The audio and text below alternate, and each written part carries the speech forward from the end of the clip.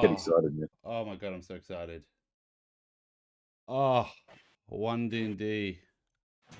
It's Christmas for everyone, and not the type of Christmas that's got anything to do with crit roll. This is just Christmas and the fact they're changing crits, and everyone's upset about it, except for me. Run them however you want. Hey man, that's what it's all about.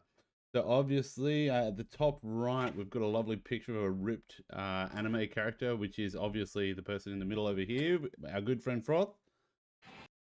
Hey, g'day everyone. How are you today? Tonight, whenever you're watching. That's a good point. And top left, and also top left again, we've got Archie from Big Game Small Pieces. How is everyone tonight? Good man. This is the long weekend. Thanks. This is the proper long weekend, not the sneaky cheat one we got. You're welcome, everyone. You're welcome. Victorians. I'm not claiming credit for what happened, but you're welcome. Yeah, except for Victorians, they don't get it. That's very true. So, today we're just having a nice little chat because we've all put it off. Well, I have. I've put off reading this stuff for so long just because I'm usually so up to date with the rules that I wanted to take the time and let everyone else get upset about stuff and sort of start digging into these. I've just opened the tab up now, expert classes. Instantly I start. Okay, it's not what I thought it was going to be. I thought it was going to be hirelings. Very cool, very cool. Oh, it just seems to be a category. So, has either of you had a bit of a look through here? Very minimal. And you've seen a bit on social media? I've heard some chatterings. I wanted to be surprised by you, though, Mod, and our little journey together. I'll be honest. And Archie as well. I'm also very often surprised by myself as well. One of those benefits of the multiple personalities. But yeah, good old hiding your own Easter eggs. All right, so I'm gonna just quickly say, we all have kids. It's school holidays. How are you guys faring? Yeah, cool. I'm about to ship them off to my mum and dad's tomorrow. So nice move, nice move. That's a solid move. We were doing that, but my kids got sick, so they're staying home. So that kind of ruined our plans. But hey, I still get to hang out with the kids. That's right. How you doing, Arch? Good. Up here in sunny Queensland, our holidays are just about coming to an end. We've had our 2 weeks. You did go away on your little getaway, so we are a week ahead of you, New South Welshmen. And yeah, we've had a pretty good one. The girls, we had a holiday for the first week, and then the girls went down to family. So it's been me by myself for a week. So a bit lonely, but plenty of D&D to fill my life in. It's nice when you got D&D to fill your life. I struggled this week. I had so much time on my hands. I literally just walked around my house just going, what do people do? I literally messaged some of my friends. I'm like, hey, you're single. You don't have kids. What do you do when you have an empty house? All I could come up with was masturbation. And listen, that got tiring after a while. So, that sounds like a bloody dream. I haven't had that in ages. I thought it was a dream, but then it was kind of like one of those dreams that didn't end. I'm like, well, I got all this money, but I know I'm going to wake up soon. The money's going to disappear. All right, but I'm going to crack into it because I'm very keen to actually unwrap this present. So, keeping in mind, this is Unearthed Arcana, and any opinions that we have on this is 100% correct and the way it's going to go. Anyone else that says differently, obviously fucking wrong, and fuck them. My Ian wizards. Yeah, even wizards. We've already told them they've got to change a few of their subclasses because I misread them. It's just easier. Well, you know, my reading actually made more sense than their actual writings. So what we've got is expert classes. This document is the second in a series of Unearthed Arcanas, so i.e. playtest material. I do advise you, I'm going to run some games on this and then provide some feedback because that's what they want. And if you don't do that, you've got no reason to complain when it's all over because you could have said something, they might have picked it up. That's on you, buddy boys. So give as much feedback as possible. As much feedback as possible. And even if you want to troll them a little bit with shit that sounds just horrible, it might get picked up. If you don't like D&D, get on the feedbacks.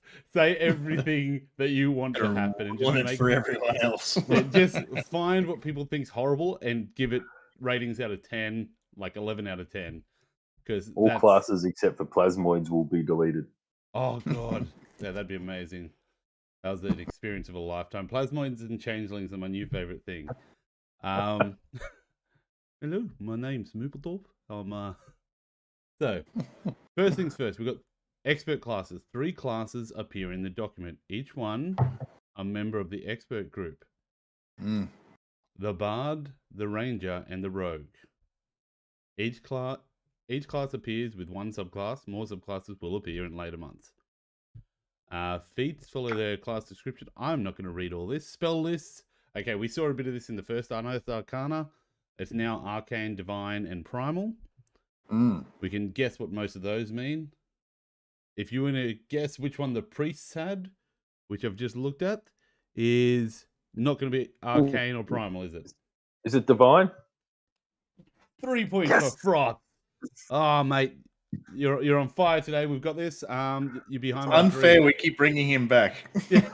I'm sweating at these questions, man. Mate, we really need to pick up our game. Froth comes on and for the rest becomes of a star. Okay, so ignore all that stuff. Power level. The character options you read here might be more or less powerful than options in 2014 Player's Handbook. That's right. Sounds weird. Okay. Yeah, well, considering they're changing the classes, They're testing it. It would be very amazing if they actually got it exactly the same power level. So that sort of just but we all knew that was happening. So parts of the class, primary ability. Before we see this, Archie?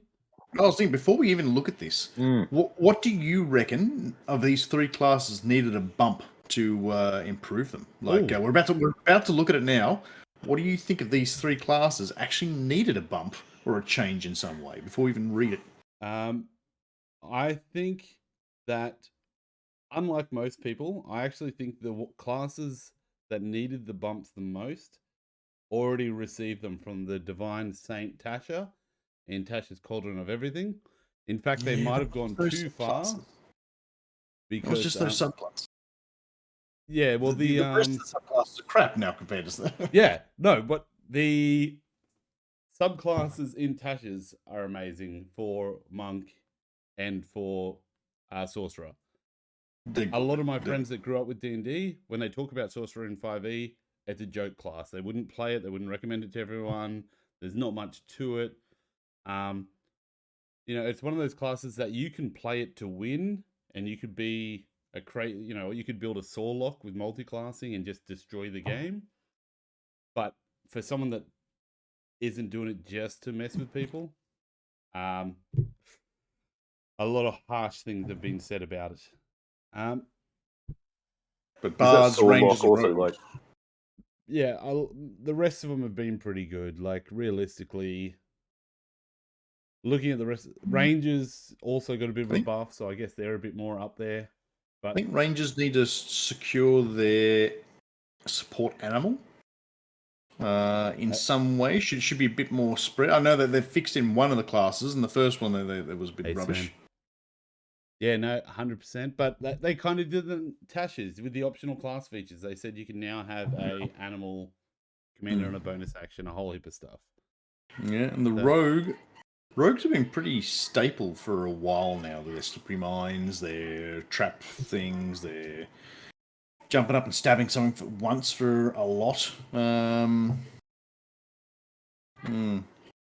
must have been. And Bards, their spells aren't caster, like blaster, I should say, powerful, but they're never meant to be. They're not. It's not what a Bard is. So. But honestly, I think of all these classes, they need more. In power rankings, Bards are pretty much OP in this game. Like in 5, there's no denying it. Like, they're skill monkeys with spells and high level spells that they have. I think possibly the broadest range because they can take spells from other classes as part of their kit. They take spells from other classes. They're just adaptable. They're crazy. Like, if you want to build them as something apart from damage, the negotiators, interrogators, investigators, anything with a Tor on the end of it, they're going to be an S+ class. They're so adaptable. And as you go down, like, rogues are similar. Warlocks are ridiculous. Like, if you want to do a crit fishing build, Warlock was the way to go. Like, it's just one of those things with your little blasty blast. Wizards always are crazy powerful. Like, clerics in 5e are ridiculous. Druids can be ridiculous, especially when paired with barbarian and totem barbarians. Paladins, another crit fishing, but also amazing for support sort of stuff. But when you go back to monks and sorcerers before Tashes, they just had no flavor. There was no real reason to play them. There wasn't much there. And they finally fixed it, and now they're going to mix it all up. So I'm a little bit worried for my beautiful Aberrant Mind Sorcerer. Which is just, if you haven't played it yet, get in there. Get in there and play Aberrant Mind Sorcerer. You can cast like 65 first level spells at level 11. Or 11 fifth level spells. It's just ridiculous. That's very good. But what do you reckon? Any Bard, Ranger, Rogue? Didn't them need a quick fix? Look, I think when what comes to mind for me when we're talking about this whole 1D&D and then reviewing classes, it's just screaming out like someone's trying to achieve some balance. And from hearing what we're saying, there's a fair few archetype kind of OP builds out there, and I think there's like, if we're to break down the communities, you've got people that are 100% going for the role play experience and a bit of flavor and a bit of story, but then you got the masses that also just want to like crit fish or min max and just OP the hell out of anything. I kind of love both myself. It's fun, but some mixes are way more powerful than others. Like you wouldn't cross mix a ranger and a barbarian. It just wouldn't really make sense. So I don't know, bard, ranger, rogue. I think I mean they've all got some good feats, but they all probably have their own weaknesses as well. I feel like they're kind of left in the middle between the, like, I guess if we're to look at it, a barbarian as such, like super powerful. And I think these guys were sort of slotted in to be sort of in between them and say the wizards and make a bit more balance. But I just don't think they quite got it right without saying exactly what I think it is that needs to be nerfed or not. Then it's a bit of a tough one. Well, I think one of the good things is a lot of people don't know this about the Ranger, but one of the optional features that they got was the expertise feat at level 1. So I was using it for a lot of my monk builds. So I'd go one level into Ranger to get that expertise into grappling, and then going a monk and building a crazy monk build with that. I get the idea. So experts are people that get the expertise feature. Mages are people that cast shit with arcane magic. Priests are the ones you have to worry about if you're a DM and they get separated from their deity and now they've lost their powers, so you got to worry about that stuff. So it's like, hey, do you want to cast magic with no real repercussions and have to worry about any storyline stuff? Go your wizard. Warlocks beyond. But warriors. Like, this is all pretty easy. There is a little note there saying the artificer is also an expert. Just saying it's not from the player's handbook. I'll come into it later. That's right. Well, in the old days, we'd have called these skill monkeys casters, and the two subclasses, arcane and divine, and then you had your melee type. So nothing new here. So we're going to crack on and get onto those bards. Right. So bards, class group, expert, primary ability, charisma. We all knew these things.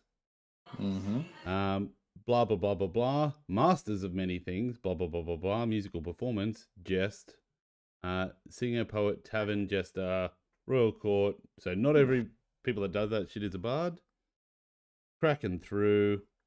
I've just spotted in the second paragraph there is a word there that's never been used in D&D books before. Multiverse. There is. Oh, sorry. That's from I've never read FizzCannons. Multiverse there is isn't now in D&D because it's the planes, not the multiverse. No, there is now multiverse. The planes are part of the multiverse, and there is now what do they call them? Great worms whose presence actually travel through the multiverse. So there's actually multiple versions of the same dragon in different worlds, like Dragonlance versus Faerun. So the same dragon might be called something else in another place, and they're aware of each other's existence. So actually, if you look up the Spelljammer campaign that Hermes D&D or Christian ran, that was actually the basis for his Spelljamming campaign. Bahamut was in trouble, attacked by Tiamat, and Fizzban, who's like might be Bahamut's other side, ordered people to travel on a Spelljammer through realities to go help Bahamut. So it's pretty, it's good. I actually like it because when Spelljammer came out, it was a nice way for me to tie all my ADHD spiralings into one campaign and not have to worry about all the lore. Oh, that's so good. Yeah, this just in, Modbrew doesn't care much about lore. He appreciates the effort people put in, but he sucks at it himself. So looking at the Bard, it's got your lovely little thing here. I've got it on the screen already. I'm doing all right. Okay, going down, you've got your proficiency bonuses like normal. They seem to change at the same levels. Dex and Charisma. Is that changing early now? Still goes up to 6, 15, 9th level. No, that's right. That last paragraph in Bard does provide a little extra flavour there, according to Bards, though. Sort of just gives it a bit more definition. The last paragraph there. Yeah, other than I just play a lute or sing stuff. Well, yeah, that's true, isn't it? Not every singer or poet in a tavern or jester in a royal court is a bard. Harnessing the words of creation requires hard work and some measure of natural talent that most troubadours and jongleurs lack. It can sometimes be hard to spot the difference between these performers and bards, though a bard's life is spent wandering across the land, gathering lore, telling stories, and living on the gratitude of audiences, much like any other entertainer. But bard's depth of knowledge, level of musical skill, and mastery of magic sets them apart. I will say that there's one of the things I love about Baldur's Gate is they have a proper bard in the game. Then after you have a combat, the bard comes and starts asking you questions, and you have options, and it's like, oh, what was the orc battle like? And it's like, oh, they fought well, but we killed them. And it's like, we saw a platinum dragon standing on the thing nearby, staring at, and you can feed these lies to the bard, and he starts making a song, and oh yes, tell me more. You truly know how to. Oh, it's great, and he actually starts evolving the story with you as you go. I love it. So we've got this one changed much. What was that, sorry? Has this changed much from what we know? Expertise comes earlier. Yeah, a level earlier. Bardock Inspiration. Jack of all trades comes later, doesn't it? Wasn't that 2 before? Yeah, it was. Well, Jack of all trades was at 2. It's now been bumped back to 5. That's when your dice changes. Where your inspiration dice changed at 5, it also then changed at 10. Changed at 10. Yeah, it looks like it's pretty close to doing the same thing. 15. Yeah, no change in your Bardic dice. But the big change is, what it looks like to me, is at the bottom there. Superior Bardic Inspiration, then Feat, and then Epic Boon. So I'm gonna have to look up what that is. Yeah. Is that referring to the Boon, old a new Epic thing? Boon? It is. What I was giving it earlier said they've bumped it down and they've made boons for level 20, so everyone gets a level 20 thing now. I've been to Yapoon, but I think that's different. Yapoon's not bad. Made for old folks. Let me get this straight. I'm just looking this up right now. So you're saying, and I'm trying to understand this, that the epic boon, everyone gets at level 20 now. Let's go down to. And looking at epic boon. Oh wait, is there a new epic boon Rangers page in this? Rogues get. Yeah, it looks like everyone's getting an epic boon at level 20. You hit 20, you get epic boon. Yeah, so superior inspiration used to be their level 20. The Song of Rest used to be their level 17 ability. That used to go all the way through and get better. Okay, it's an upgrade. You've got the Dungeons Master's Guide there, haven't you, Archie? Is there something on Player's Handbook? Okay. I got the DM right. To be fair, Epic Boon kicks the shit out of the last superior inspiration.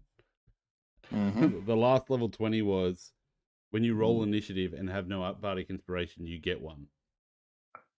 But now you get an epic boon, so I'd much prefer that. That sounds awesome. So wasn't there something in the Dungeon Master's Guide that was like an optional thing that the DM could choose to bestow upon a player? Hey guys, don't go to Google and type in epic boobs. If you type in epic boobs, it does not go to what you'd think. It doesn't come up with the boons for different. It goes to exactly what I want and hope. Guys, I'll be back. I just need to do. Yeah. But while we're here, let's go on a short break. Hang on, will it get me kicked off Twitch if I share to everyone what came up with epic boobs? Probably. I'm gonna do it. No, I'm not sure we need to see that. No. We all know what they look like. We're all men of advanced age. That's what they should call these old man D&D. That's second edition, man. Yeah, that's true. Actually, there you go. So yeah, Dungeon Master Guide, epic boons. So did you say there's new epic boons in this one? I think I saw something in here telling me the about. old one was like, all sorts of stuff. Boon of Fate, Boon of Fortune, you hit point maximum increases by 40, Boon of High Magic, you gain 1 9th level 20th spell level, slot. epic boon. You gain epic boon lucky feat or another epic boon feat of your choice. Oh, thanks. So you'd have to go to feats and then... Thanks. Sven just linked the page. But I use D&D Beyond like a sucker. I just search words like boobs. Who's this one? This one is the Ranger. For their epic boon, you can have the Fortitude feat or another feat. So it looks like they're going to like lock them into. For Rogue, you get the Undetectability feat, or you get to choose another epic. Hey guys, is it weird if we just like invite Sven in? Nope. Come on in, man. Hey, you want to? The water's fine. I can literally just send you an invite to the page, and like it'll just move the pictures a little bit. It doesn't bother me. Love to hear your voice, buddy. Epic boon, irresistible offense. Epic boon, luck. Epic boon of night strike. Oh, so there's a bunch of feats. Like they're leveled feats they talked about in the last EA. Looks like they got epic boons, and they're all like the feat you can take at level 20, and it's all something that makes you epic. I think I've sent him a link, so when he's ready, he'll be able to click that. Here the same recovery. Like there's a whole list of epic boons. So yeah, looks like. So that's just a thing now. Okay, boosted D20 test. That's a Bardic inspiration. Okay, it's D6 as normal. Oh wow, hang on. Oh wow, this is interesting. So when another creature within 60 feet of you that you see or hear fails a D20 test. That's an interesting terminology. Where's that coming from? So I've gone down. I just skip because that's boosted D20 test. Class. First level Bardic inspiration. So you can inspire people with words, music, or dance. Obviously, we're all choosing dance because that's just fucking funny. You're trying to win a blacksmithing challenge, and you just see your friend doing like a Madonna Vogue sort of, and you're just like, "You're right." Or he starts singing MC Hammer. Oh, actually, no, that would inspire me. That is fucking amazing. Good pun too. But that is a really weird terminology on it. So you've got the boosted D20 test. So D20 tests are now saves. I know this from the first Unearthed Arcana. Saves, attacks, or skill checks. I think they've just rounded it down because there were too many words for weapon attack, spell attack, melee attack. They're trying to simplify it because people started to get nitpicky. And I think they just make it a D20 test. It's anytime anyone asks you to do anything, like roll the D20. Like. Yeah, but here's my rules lawyer thing for you. So D20 test refers to attacks, abilities, and saves. So you can only use your Bardic Inspiration if they fail the check. Now, there are times that you won't fail a skill check; you will just succeed to a degree. Yeah, potentially. But can you use what we have only read so far? Can you normally use your Bardic Inspiration anyway? But this is just another way of using it, so as you can use a reaction to save someone, so that if you haven't given them Bardic Inspiration, you can, so that your ability actually works. Which the only catch I see there is those dungeon masters. As soon as someone says 15, you jump in and go, "Oh, you failed! You fall down the cliff!" And they're like, "Oh wait, I wanted to use Bardic Inspiration." DMs are just going to be a little bit less on the gas pedal there, I think. It does say at the end, though, potentially turning the failure into a success, so it does sound retrospective. Yeah, well, I guess you got to be told you failed before you use this, or otherwise everyone sit back and go, "Is a 12 high enough?" Like, sorry, man, you missed by Bardic Inspiration. Boost the D20 test. Hey, Sven. how you doing? There he is. What's going on, everybody? It's me, the Red Tomato Man. G'day, Red Tomato Man. What's going on? Have you been having holidays or something, man? In Queensland. Took the kids to the beach. Being European as I am, I what's the right word? I don't believe in sunscreen on me, at least. I put it on the kids, but I guffaw your sunscreen, and It's good that you put it on the kids, because I found out the other day that not only have you seen those videos on TikTok where they say this is the amount of sunscreen you're meant to use to get the SPS 50? No. It's like they basically have a mound of sunscreen that looks like that on their hand, and they're like, that's how much you actually need to get SPS 50. Like, if you just get that little bit and rub it on your skin, it's meant to be like. And I was like, you try getting that on a Meant to be kid. pasted on. Yeah, you try getting that much on a kid without getting No, it in their eyes now. It's just not happening. I think they come with complimentary trowels now. I raise my fist to the sun and I scream my challenges at it. Come burn my skin, and in the morrow it shall be brown. You watch tomorrow morning. I'm just going to be tanned. We don't recognise you when we go out of string. Listen, absolutely no paternity test was needed with my daughter. When she was like 3 or 4 years old, she was asked to do my sunscreen when we're on holidays. And she dead set, like, she rubbed my back for ages with seawater and then put sunscreen on her hand and just did a handprint in the middle of my back. And so at the end of the day, I was just burnt completely, and there was a perfect kid's handprint in the middle of my back. I hope you got a photo of it. When she was 3 years old as a joke, and I was like, that's my girl. That's my girl. We have taught you well. So, Sven, we're just talking about the Bardic Inspiration. Like, we're going to pick up the speed soon, but we're just getting a feel for it. So the Bardic Inspiration, its consideration is boost a D20 test. Within 60 feet, when you see or hear another creature that fails a D20 test, you can use your reaction to give the creature a Bardic Inspiration die. So no longer are you banking them, and you have to inspire them when they fail as a reaction, which I think sort of does suck a little bit. All right, so it's been a little while since I've played a bard. So previously, the Bardic Inspiration worked how exactly? I would give it to you. I'd sing you. You'd be like walking into battle, and I'd go, "Hey, Sven, pick up my boobies." I'm too sexy for my shirt. Too sexy for my shirt. Exactly. I would be inspired by that. Then you take the D6 and you hold Keep on it to up your sleeve. And anytime in the next 10 minutes, if you fail a save or a attack, you could re-roll it. You could roll that 6 to add to it. All right. So This one is you have to see them fail as a reaction to. You have to see them fail, and then you use it as a reaction. And my question Don't die to for you is, me, Argentina. the truth is that if you use this, it has to be a fail. My question was, on a skill check, there are levels of success.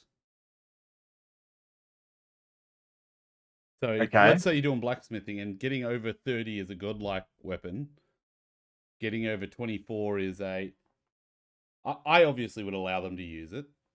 But it's one of those things that I could see this being, hey, they didn't fail. They just succeeded really poorly. I mean, I guess it really just comes down to, is there a predetermined point at which a skill check is considered a failure? And this is something that I've had to implement as well in my own games when I started implementing like critical failures, like complications to failures that are beyond 5. Yeah. So when I say you need to do a skill check, I will say you need to give me a DC 12 athletics check or a DC 14 athletics check. I will be upfront about what that point is, and then if they get an 11, you succeed. But something happens, you take a little bit of damage or something like that, whatever. So you have to be specific, I guess, as a dungeon master, at what point is something considered a failure or a success. So you need to be upfront about that. No, fair enough. That's one of those things.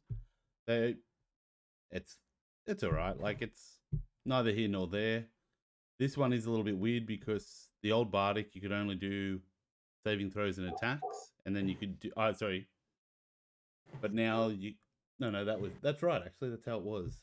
It's damage you can get with the Kits and damage, yeah. Yeah, that's all right. So you get proficiency bonus per long rest. It grows at different levels.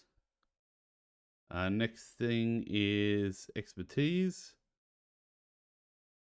Well, you got heal.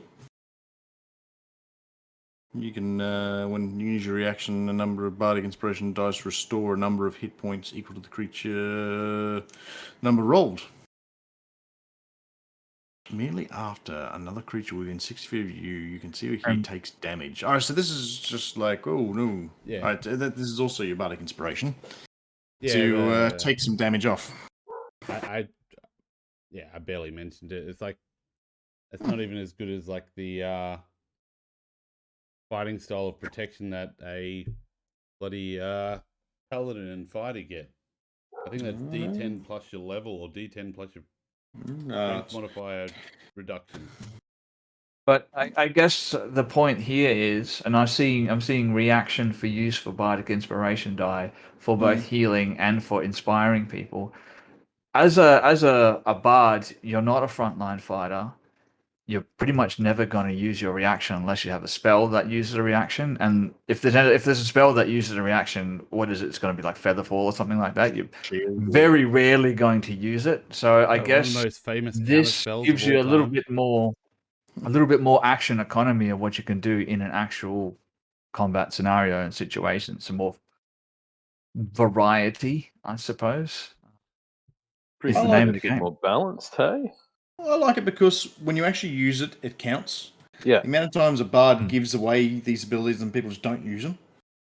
And then he's like, well, I just gave you all these things and you guys just didn't use them. Why? I'm like, oh, we're saving it for something. Just give it to someone when they actually use it. Sven would know all about this. And actually you would too, Luke. In some of your games on Crit and Miss channel, I've seen people sitting there with like 5 advantages. These cards. And I'm sitting there, like, you can see me in chat going, use your bloody thing. Use Wild Magic Surge. Yeah, absolutely, and that's the reason why I bumped the price up a little bit, so that people that like we'd have fewer of them, and this is like, especially with people who play video games. People who play video games a lot will be more aware of this than people who don't. Is that hoarding, that hoarding mentality? I need to hold on to this because I might need it later on. And we were talking about inspiration earlier on in the lobby for our Discord channel, and that sort of hits a similar sort of vein. Everyone holds on to their inspiration because there might be a time when they need it more. this is really encouraging people to use those things. You don't need to hold on to it. Just use it and have fun. I always say the best way to break that habit is to play a fighter battle master and try and finish every fight with nothing left. So you like finish you like a big fight. You finish a big fight. You've used all 7 of your battle dice. You've used your second wind. You've used your action surge, because you get them all back in a short rest. So it's a really good trainer in using your abilities, because you'll sit there like a checklist or a blender. Alrighty. So Song of the Restoration, like go through here. You learned. Do you want to read this one for us, Froth? You got a beautiful voice, man. Song of the Restoration. Oh, Songs of Restoration. Is that the repertoire one you're talking about? Yes. On page 5? Yep. Yep. Songs of Restoration, a repertoire bard level.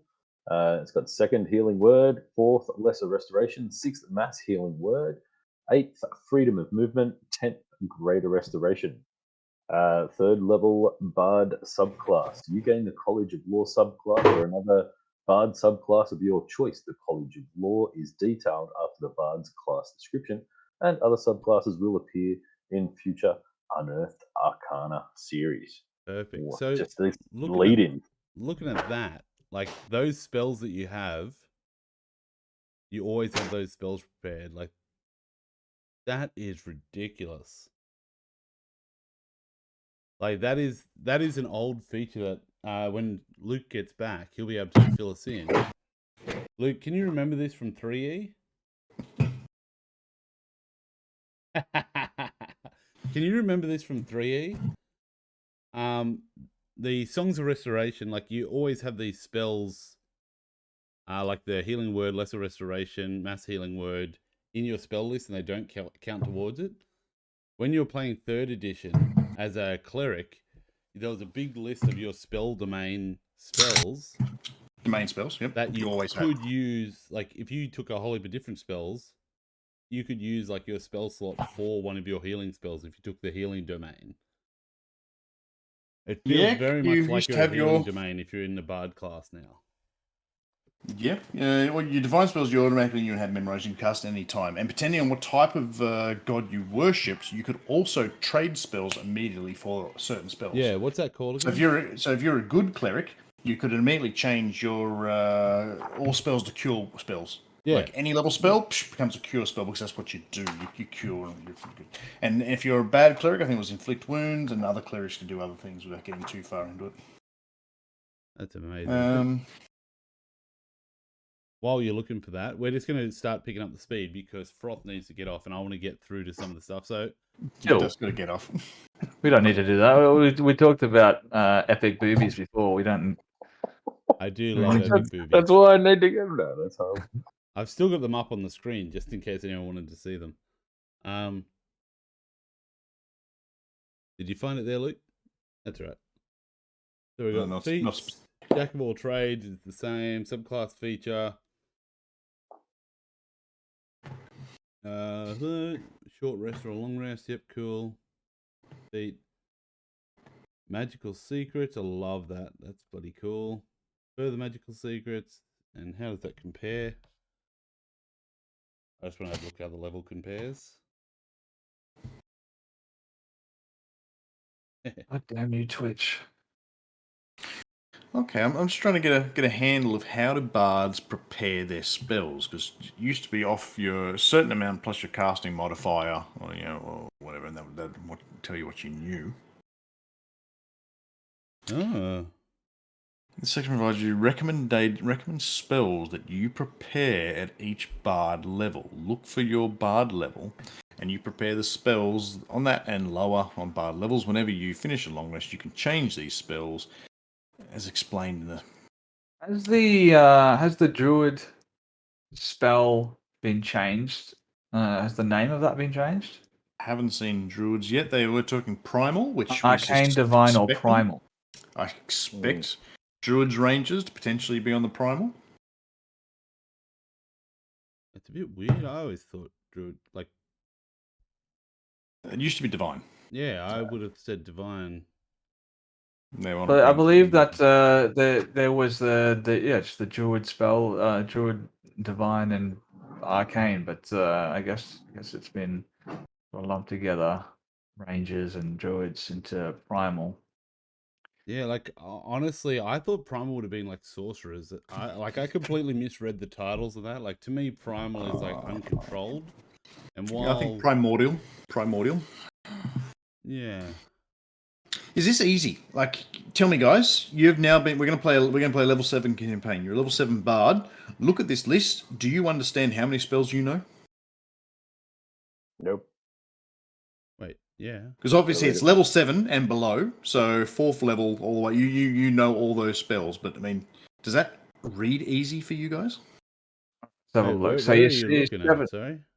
So on page 8 there's So we're on page 6. Page 6 says prepared bard spells. And in the right-hand column, you see 1 to 8. And if I say we're running a level 7 campaign, you as a level 7 bard know all those spells from level 7 down to level 1. You have prepared all these, or you can swap them out for, as it says, other spells. Does that list read easy? Like, if I talk, like, how many spells have you got to prepare for level 4? 1. I see if I go down the bottom, I read, like, I can see 1 level 4 spell, so I only can prepare 1 level 4 spell. For 3, I know 1, 2, 3, 4, 4, 5. 4. I know 4 level 3 spells. For 2, 1, 2, 3, 4. I know 4. It doesn't. If you wrote them all down on your character sheet, it'd probably make a lot more sense. But just looking at this list, it doesn't read easy for me. A table like they've got on page 8 wouldn't go astray, or something similar to organise it. I Page agree. 8, let me go down and have a look. Which is for Rangers, but they've got sort of like some kind of here's your prepared level. spells. Yeah, that's up the top. If you go up higher for the bards, that's why I was going. You guys are looking at pre-prepared thing. So if you go to, I was looking at the top so the there bard when you does asked have that a question. table, on page 3. 3 cantrips, 4 All first level, 3. Yeah, cool. All right, that's what I'm after. Now, how does it tell me how many ones I can cast? Yeah, no. That's where my plan falls to the ground. I think it's in spellcasting here. Spell slots. The bard table. It's probably not in the bard table at the moment. The number is different. First level, Spell slots. Yeah, I'm reading. Bard table shows how many spell slots you have for each to cast a little. Go to the table. I don't think it actually does. Cantrips. I don't see it. Oh no, okay. The appropriate levels from the other classes to determine your available spell slots for casting spells, as detailed in the multi-classing rules.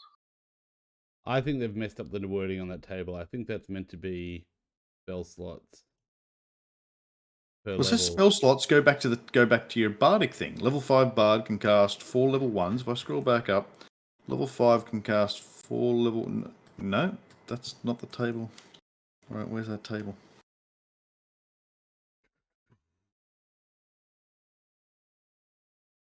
As shown on the bard table.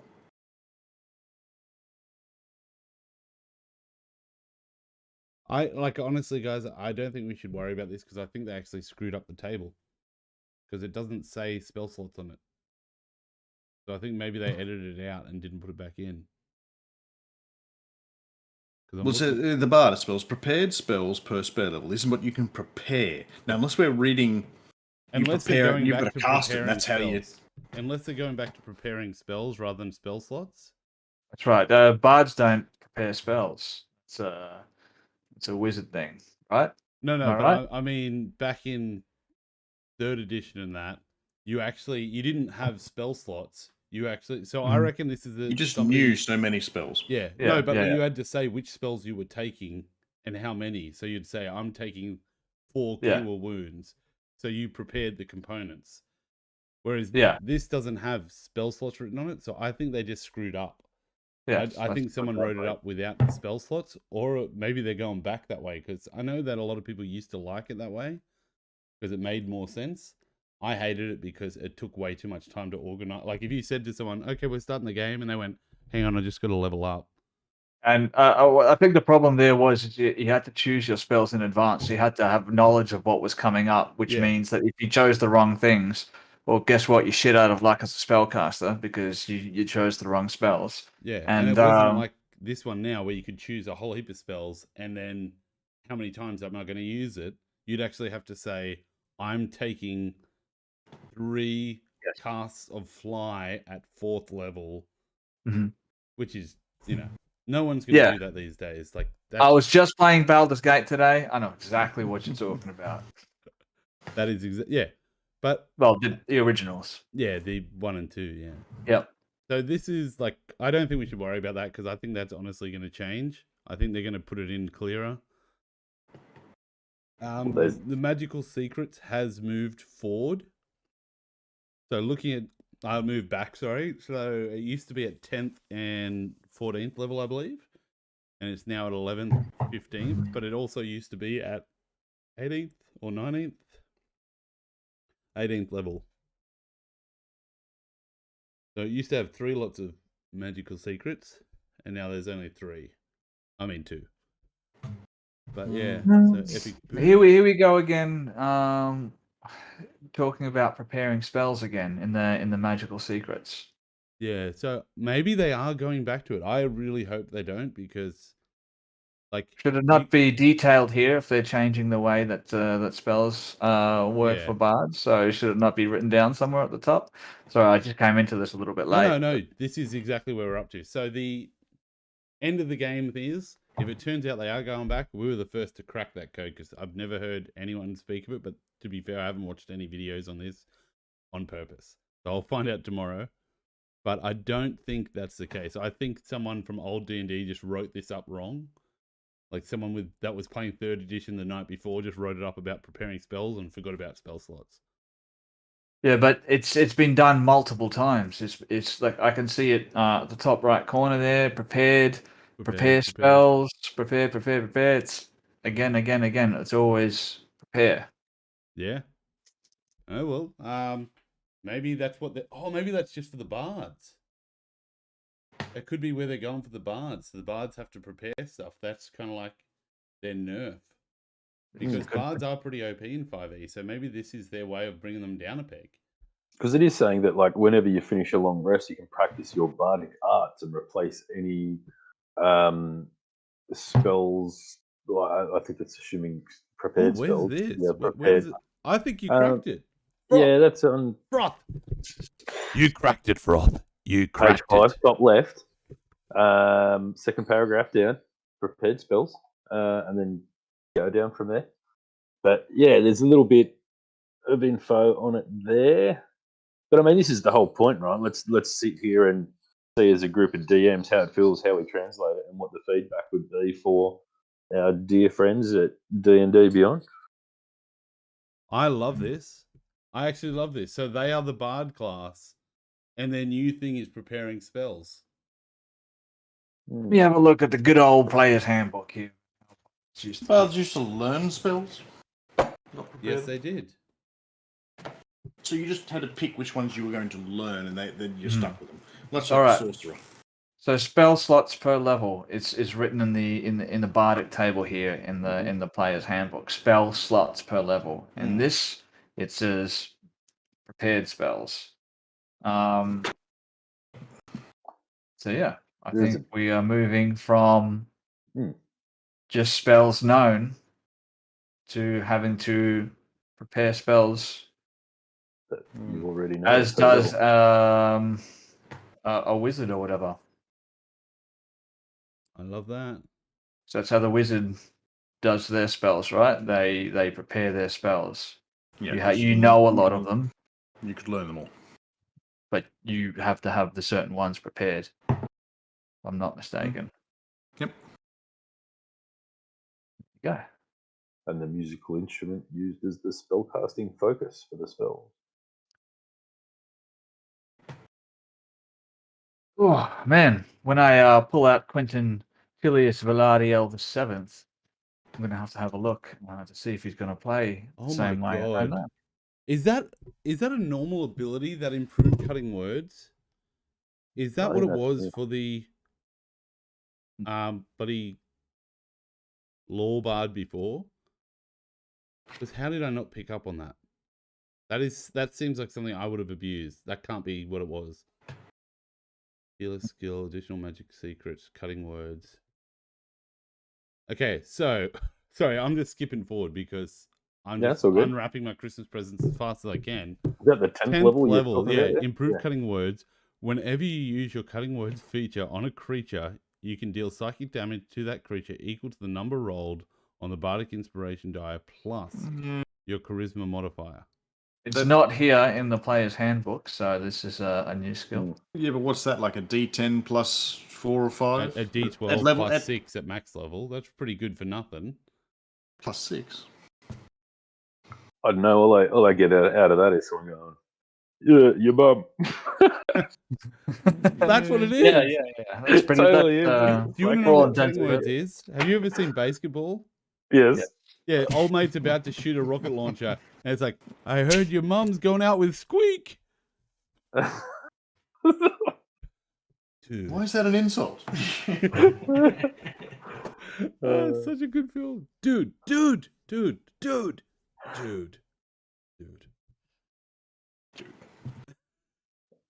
But yeah, that looks insane. Cool.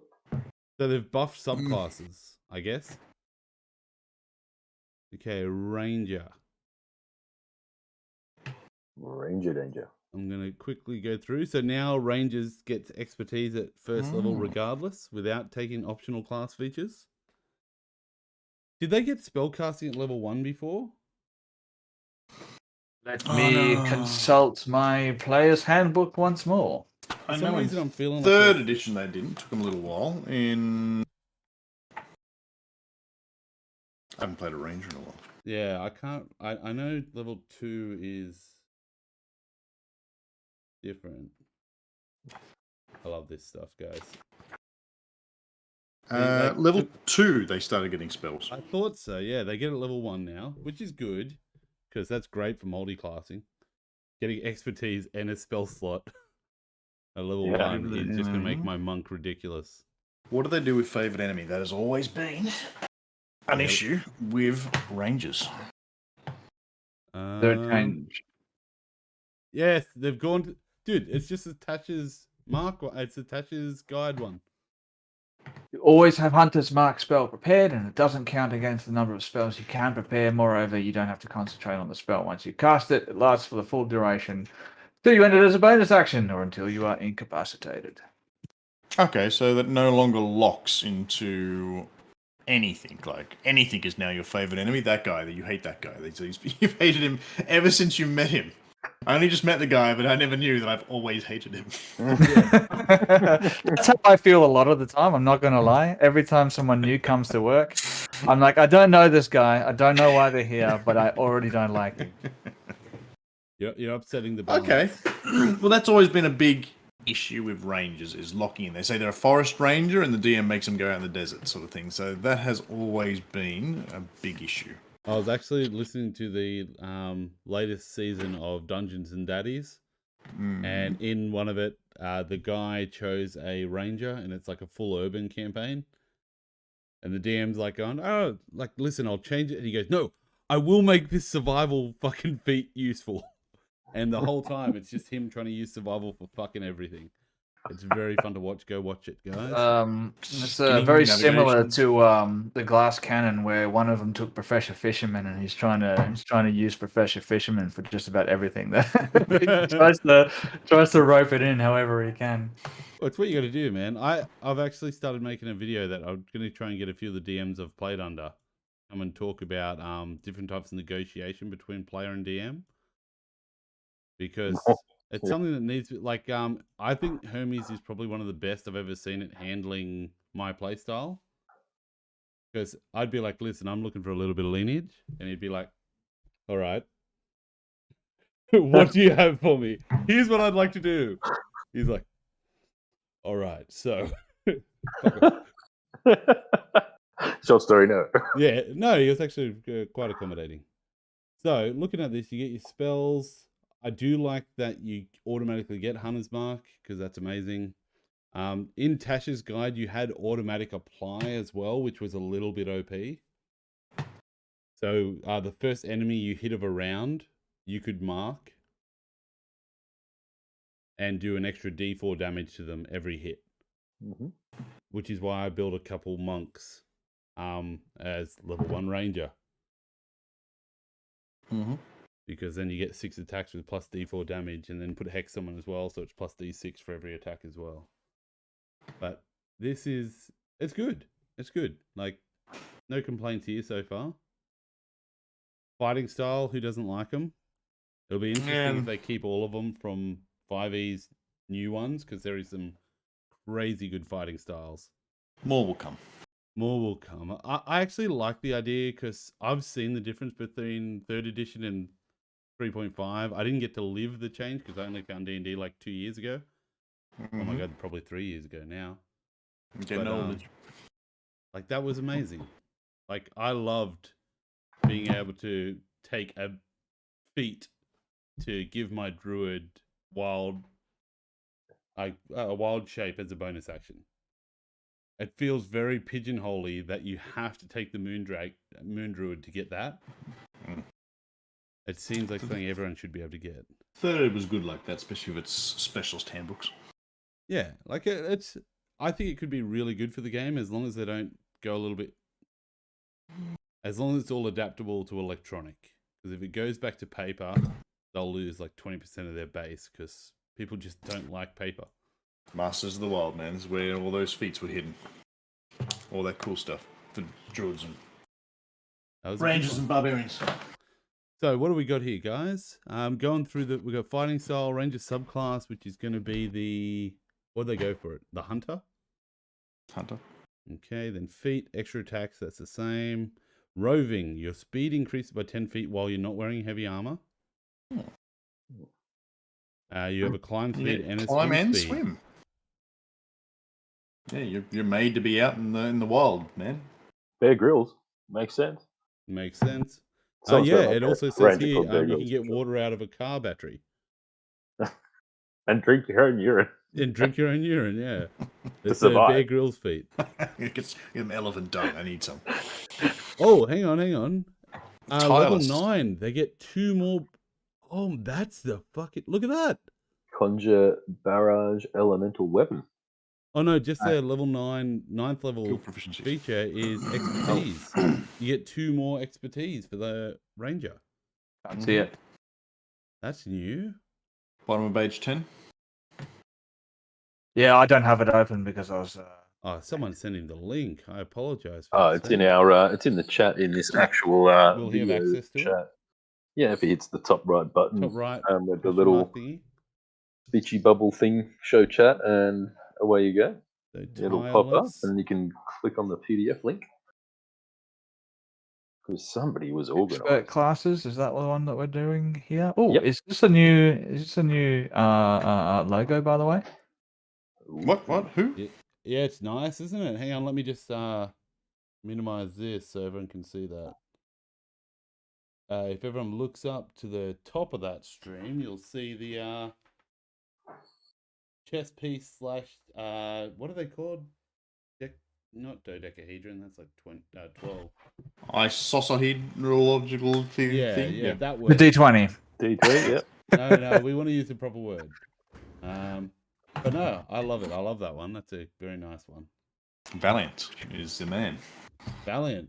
Are you saying was it reasonable prices and affordable for all people to go to Valiant? He's No, he absolutely he rakes you over the coals for it. That was funny. 20 minutes on a good programming. I actually have a bit of a story about it. It's not a complaint, but I went to Valiant and I was like, "Hey, Aaron, man, can you make me an icon?" He said, "Listen, you give me a blowjob and we'll talk." And so after I finished, he was like, "What do you want to talk about?" He did not, for the record. So I'm looking at Tireless. But yeah, no, he. Anyway, I'm looking at the level 11 feature Tireless, and what I see, the temporary hit points, yeah, that's all cool. You give yourself temporary hit points, D8 plus proficiency bonus. But what I do see is the decreased exhaustion. Now, like Sven has recently been going through the Drizzt Do'Urden series. I'm like book 5 or 6 into it at the moment, and there's many times in 10. Oh, you're ahead of me. I've just read when they've gone to Callumport because I wanted to read that one, particularly about the halfling. Reeses. And Drizzt would be up all night watching because his eyes work better in the nighttime, and then he'd only get like a short fucking sleep against the wall and then he'd be up and running again. And as someone who's lived on very minimal sleep in the bush when you've had to be out doing things, like being able to fix everything with a 1 hour cat nap and you're like, oh, I'm ready to go again. Like, bring it on. Decreasing your exhaustion level by 1. And we don't know how much exhaustion is going to play out in the new 1 D&D yet. But we have a bit of an idea about how that's going to function. Well, we've got a forecast of what their plan is. I can actually say that Luke is actually the one that knows this best, as he's the one that collected me. After an extended long period where you get exhaustion, a short rest is possibly the worst thing you could have. Because I actually, after a 42 or 43 hour shift, Luke put me on, he goes, you can have a sleep. And then I went to go to sleep and I slept for about half a minute. And then he woke me up and said, hey, you're on picket. So I got up to go on guard. But from the time he woke me up till when he came and collected me 5 minutes later, I was hallucinating. So I was like walking, it was the middle of the day, and I'm walking through like it's pitch black, walking across a field, like with a gun. And all I could remember is I had to find the white high ace with the red lights. So yeah, that's amazing though. I do like the idea of reducing exhaustion. I like what I've heard about the way exhaustion will function. Yep. I like what I've heard, and this will be good if they implement what I think they're going to implement. That is, with the 10 levels of exhaustion, those 10 levels of exhaustion equal a negative to a D20 roll. So, or your saving throws and skill checks and all that kind of stuff. So if you have 3 levels of exhaustion, you roll a D20, you get a 15, you then have a 12. This will be good for that, and this will actually that will play a big role, because with that new system of exhaustion, you can start giving out levels of exhaustion like they're candy, basically. You know what I mean? Without having to feel too bad about it, because you've wandered through a blizzard for an hour. There you go. There's a level of exhaustion. You've been swimming for an hour. There's a level of exhaustion. You've been climbing a mountain for half the day. There's a level of exhaustion, and then this will make you feel a little bit more like a ranger, because you're used to being out in the wild. You can get more benefit from a shorter amount of rest, because that's the way that you've lived for a longer period of time. So I like it. Definitely going to really encourage a lot more short and long rests, isn't it, Sven? And a lot more role play around that. Yeah, I think so. I think, yeah, absolutely. Because obviously you rest, you're only going to take away a certain amount of exhaustion. And what I like about it is you can then start using exhaustion on top of things that your enemies do. Let's say even if you've had a particularly harrowing combat or a particularly difficult combat, you're exhausted. You get another level of exhaustion. So you can just start adding exhaustion, start stacking that up on the players. So then it forces them to have to take a long rest or a short rest or something like that. I really like the idea of this, like in the sense that, let's say you are climbing up a mountain. And you're climbing up a mountain, everyone gets to the top, and they start cooking food, and then Aragorn just stands up and goes, all right, let's go, and he looks fine. And all the hobbits are like, what, he hasn't heard of Eleventies?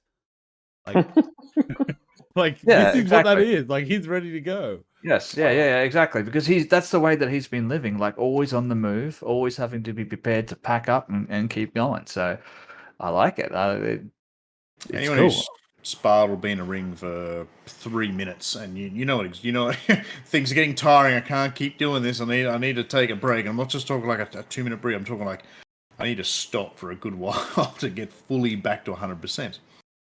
Yeah, and then when you've been training for a long time, that amount of the amount of time that you need to rest in between sparring sessions gets shorter and shorter. So you'll need like a full 3 minutes, and then it comes down to 2.5 minutes, and then you can have your 30-second rest and get straight back into it when you're when you're a master at what you're doing, if you've been doing it for a long time. So that reflects that, and I like that. Con save after every fight for a level of exhaustion. Yeah, exactly. I'm going to be doing it. Spoilers. Yeah, just kill them with one goblin at a time. Just one goblin exhaustion. I didn't participate in that fight, mate. Never got to my round and enjoyed. Did I really take exhaustion from that? Roll with disadvantage. Don't try and cheap your way out of it. Going on to 13th level there, we've got Nature's Veil. You invoke spirits of nature to magically hide yourself as a bonus action. You can expend a spell slot and become invisible. Okay, Until the end of your next turn, yeah. It's a free invisibility for one turn. It's free, yeah. I think I'd rather until you move. Like I'm just gonna go still, and things are gonna walk past me because I've just blended in. I think not until your next turn, but until you move would be a better one. Yeah, I kind of like this as the Batman. This is true. Then, like, I guess you would have to be very specific as well. I think it would be, until you move or you cast a spell or something like that. Just well, that's what invisibility does. Yeah, it breaks when you, unless they've changed it. I mean, we haven't got that far, but unless you become invisible until the end of your next. I mean, if you can stay invisible and fight, if invisible is a condition now instead of necessarily a spell thing, maybe. I doubt that would have changed that. Yeah, we'll keep powering through. Yeah, we'll keep powering through, but that is interesting that it actually says become invisible, not cast invisibility, because that could be really good. Become invisible, attack with advantage, run your movement away. Actually, do think it is defined in this document. There is some clarity on it. There is invisible as a condition. Yeah, I believe it is a condition. It is a condition now. Yeah. So on the bottom of page 34, bottom right, you can see the condition there itself. Unseeable, you can't be seen, so you aren't affected by any effect that requires its target to be seen. Any equipment you are wearing or carrying also can't be seen. Sorry. Surprise, if you are invisible when you roll initiative, you have an advantage on the roll. Attacks affected, attack rolls against you have disadvantage, and your attack rolls have advantage. Yeah. But I'm just looking at D&D Beyond here. Yeah, so invisible is in the condition. So pretty much, it just means you're heavily obscured, disadvantage on attack rolls against you. Very cool. I like that a lot. That's pretty OP then. No change. Like that literally is the Batman. That's like, Commissioner Gordon, can we Two-Face, can we trust him? And he turns away, and when he turns back, you're gone. I feel does the Rogue have something similar as well? We'll get there. So we have that, and then we go down a little bit further. And we go, what's the next bit? Nature's Veil. 15. That's that one. Feral Senses. 30-foot blind sight. That's OP. That's amazing. It's level 15. It's level 15. I don't think that's OP, but it is useful. It's useful, actually don't OP. get me wrong. Like, but I don't believe that OP is. But it's not OP. It's good. It's not OP. Okay. It's useful. I think at level 15, it's good.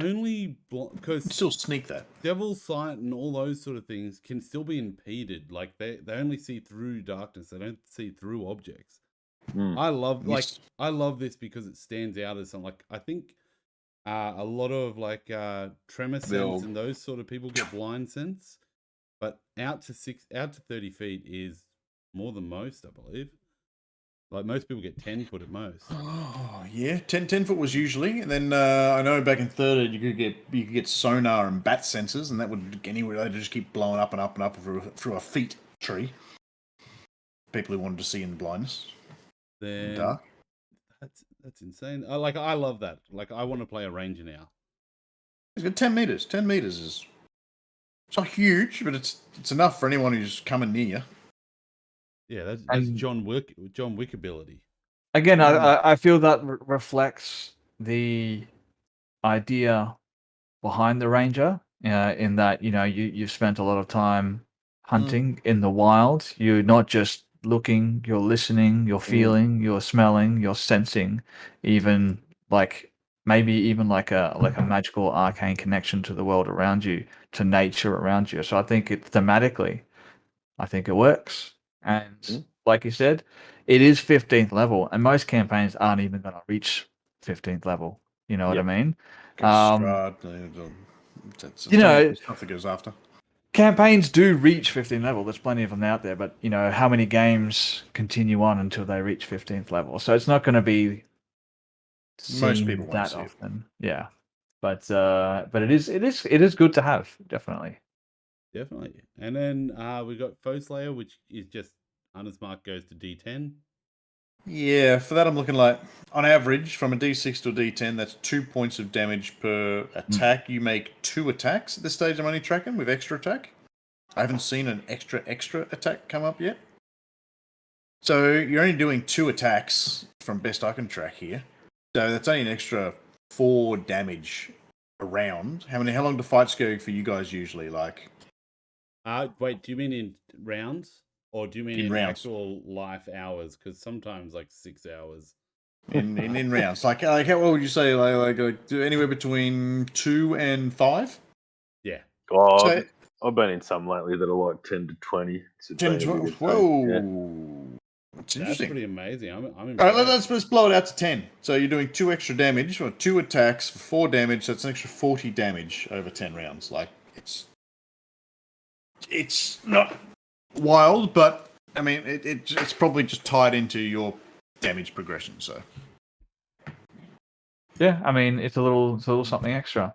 And I think when we're talking about with the new critical system that I think they want to implement, where only weapon damage is doubled, I think that makes this a little bit more significant.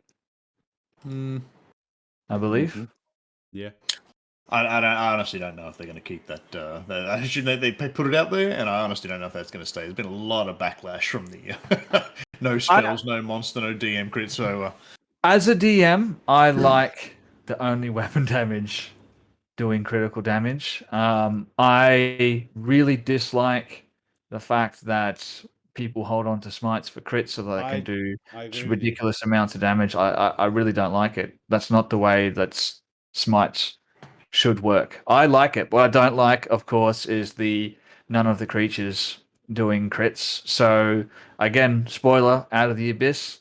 I am going to be adopting it, but named NPCs will be able to perform critical hits. we're still 2 years away from the release of this. I hope you're still running in Out of the Abyss then. Yeah, well, Oh God, yeah. I am looking at implementing some of the new rules prematurely. Oh, good idea. Yeah, cool. Hey, listen, I look at doing a lot of things prematurely and not all of them on purpose. But going through, we've got Hunter. Like going back to the subclass, we've got Hunter. I reckon we could probably. Actually, no. Let's look at this. Your tenacity, your Hunter's Prey. Your tenacity can wear down even the most resilient foes. When you hit a creature with a weapon or unarmed strike as part of your attack action, the weapon or unarmed strike deals an extra 1d8 damage to the target. Oh my God, that does double on crits now. Is Ranger going to be the new Crit Fisher build? I've seen extra D8, but that's once it's already been hit, so it can't be on the first, unless someone goes before you. Or you make your actual hit boosted with something else. You can do it once a turn. So by 5th level, you got 2 attacks. You wouldn't get on the first one. You hit and cause damage on the first one. Then on the second attack, which you can only use once a turn, that's when you use your extra D8. You've already got Hunter's Mark up, potentially. Mm-hmm. So you're doing probably a weapon damage, D8. You're probably doing a Hunter's Mark, D6. And you're doing on your second attack, a D8. So in one round, assuming you get 2 hits off, you're going to do 3 D8 and Hunter's Mark 2 D6. At level 5? Wait, Yes. hang on a second. Pretty good go. Isn't it just any attack that when you hit a If it's creature with a weapon? The target Excuse me, I shall be back shortly. You're no right. worries, deals 1d8 damage to a target if it's missing any of its hit points. Yeah. So basically, as long as it's not a first attack of the game. Yeah, well, if someone else goes just before you, which means you might not necessarily want to go first to get that extra d8 damage every round. Rangers are normally hanging back anyway, aren't they? Popping off a couple of arrows. But Dex is also pretty high on the old Rangers. Usually, I mean, there's plenty of ways to build them. I'm actually liking this for like a greatsword build.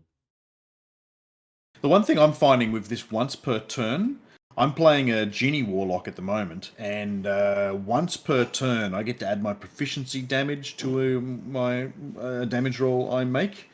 And it's just, you've got to remember, it's only once per turn. I don't add it on both attacks, I only add it on one attack. So I think that once per turn, if they're looking at, and they seem to be going along that way of really simplifying stuff, if they're looking at doing more simplifying, like this once per turn is going to catch people. Oh no, the reason, like, what I'm excited about this is that this, like, the big thing about crit was that it was only on weapon damage. But this is weapon, yeah. Yes. So this is the weapon does extra damage, so it will actually crit, unlike everything else in the game. Spells and that don't crit anymore. So normally it's just weapon damage dice. So sneak attack doesn't do it. None of those things we used to crit fish with actually would crit anymore. This does. Unless you use it on your first attack, and then you effectively use your second attack, you get your crit in your second attack, but you've already used it on your first attack, so you don't get it then. So well, that's only the first round of combat. Like, if it's but how often do crits come up? Like 1 in 20? Yeah, 1 in 20. Well, you got 9 1 in 20 chances, and then 18 1 in 20 chances for the next 9 rounds of combat. So when you hit a crit, you drop this, you do an extra 2d8 damage. I'm just saying, like, is it going to be the crit build? I think you'd probably pull it off on your first attack regardless, so your second attack you wouldn't have that option because you've already spent if you hit. But I mean, yeah, it's there. It's there, and it looks like it's weapon damage, so yeah, it's included in your critical. So Sounds we'll keep cool. our eye out for that weapon damage in other classes, because that's, I think that's FizzCannon is saying that the sneak attack damage also counts as weapon damage, but again, just having a look here, it doesn't necessarily specify, but that is in the old player's handbook. It doesn't necessarily specify that it's weapon damage, but I guess that would be a DM's discretion, and I guess that you would have to count that as weapon damage. Guys, we're not being formal on this. We're skipping down a sneak attack right now to find out. All right, well, let's find out. Let's find out. See what For me, it is weapon damage because the rogue just knows where your kidney is and just knows that is the point to stab to do maximum damage. Just, I can stab you here, that ain't going to kill you, but I can stab you here, that very well might kill you. That's, in my mind, that's how the rogue works. No, Fizz. We're not approaching this from a it is, it isn't. This is from a exploratory, college style, let's try this together and see if we like it. Let's take our time and enjoy this experience. We're not rushing to conclusions. I don't know. We're up after Froth's bedtime. Well, here we go, right here. So the extra damage type is the same as the weapons damage type, meaning it's different damage. It's not actually weapon damage. It's just the same type as damage. So it's piercing. Okay, so if you're hitting with piercing bludgeoning, it's still the same type. Okay. Get a nitty pig. I like rolling dice. And rolling a lot of dice feels good. Why don't take that away from people to roll lots of dice? Like, it's only 5% of the time you actually crit. I'm gonna allow it. Like, fuck them. I don't give a shit. I'm just saying, going by this, I honestly think they're trying to say you can't crit on. I think they're trying to move people away from crit fishing. This is what it feels like. I'm going to be controversial, but I wholly support that. I've done it. I've done crit fishing, but I don't like it. As a DM, I've already find that there's, the scales are tipped heavily already in the player's advantage, especially like when they get creative, and they will. So giving them the ability to crit on a 19 or 20, and then being able to do sneak attack damage and do however many extra d6s, it's not threatening enough. You know what I mean? Combat is not threatening enough. Let me tell you, Sven. I used to be able to get crits down to a 12 in third ed. You were critting heaps. You built crit rolling people because you took falchions, you took keen weapons, you took sharp fire. Well, here's one thing I want to say. So we need to get Froth off soon. Just because of the sheer magnetism of the man, people can't handle too much froth at one time. We need to break that sexual magnitude just up into little bits. But I love the fact that they're doing this. So okay, they're saying the extra damages type is the same as the weapon damage. Therefore, legally, they're sort of putting a thing and saying they're different damages. It's the same type. But get this. I take a crossbow and I shoot you. And because I'm a good rogue, the sneak attack is that I catch you off guard and I get you right in the jugular. Okay? So, as the arrow pierces through the skin, that's the weapon damage.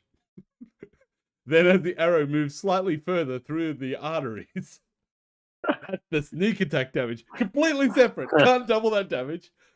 Actually, no, that's kind of true, isn't it? Because you can only slash that artery It's so still the much. weapon doing it. It's so dumb.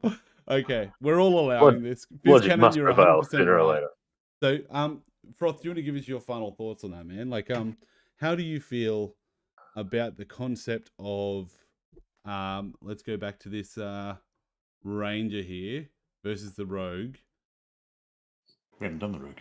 No, I just skipped down to the rogue sneak attack. So, okay, we're I told you we're not doing formal shit here. I don't belong to that. Okay, so it was the Hunter's Mark now deals. Yep. No, that wasn't it. Which one was it?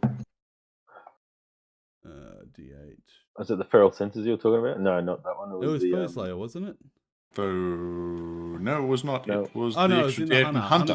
Hunter's Hunter's Prey. prey. So when you hit a creature with a weapon or unarmed strike, as part of an attack on your turn, the weapon damage or unarmed strike deals an extra 1d8 damage, providing they're missing hit points. What level's that? Third level. That's It's that's like your subclass first ability. So I think that's pretty good for third level. And I've played with a lot of rogues, right? And the standard archetype is, hey, let's get someone with wings, so I'm off the ground. Yep. Let's get right back of the pack. We've got our 120-foot dark vision, which is just ridiculous on its own. And we're just going to sit back and sling arrows at stuff. And you know what? That's cool. But what I feel for those guys is they don't do a whole lot of damage and actually gets boring for them after a little while. And that's pretty well what they're pigeonholed into at that low level. Yeah. So yeah, look, I think it's a good thing that they can contribute into that battle a little bit more and get a bit more engaged. And it might encourage them to do some other things other than sit back. Although I don't think that's going to stop it.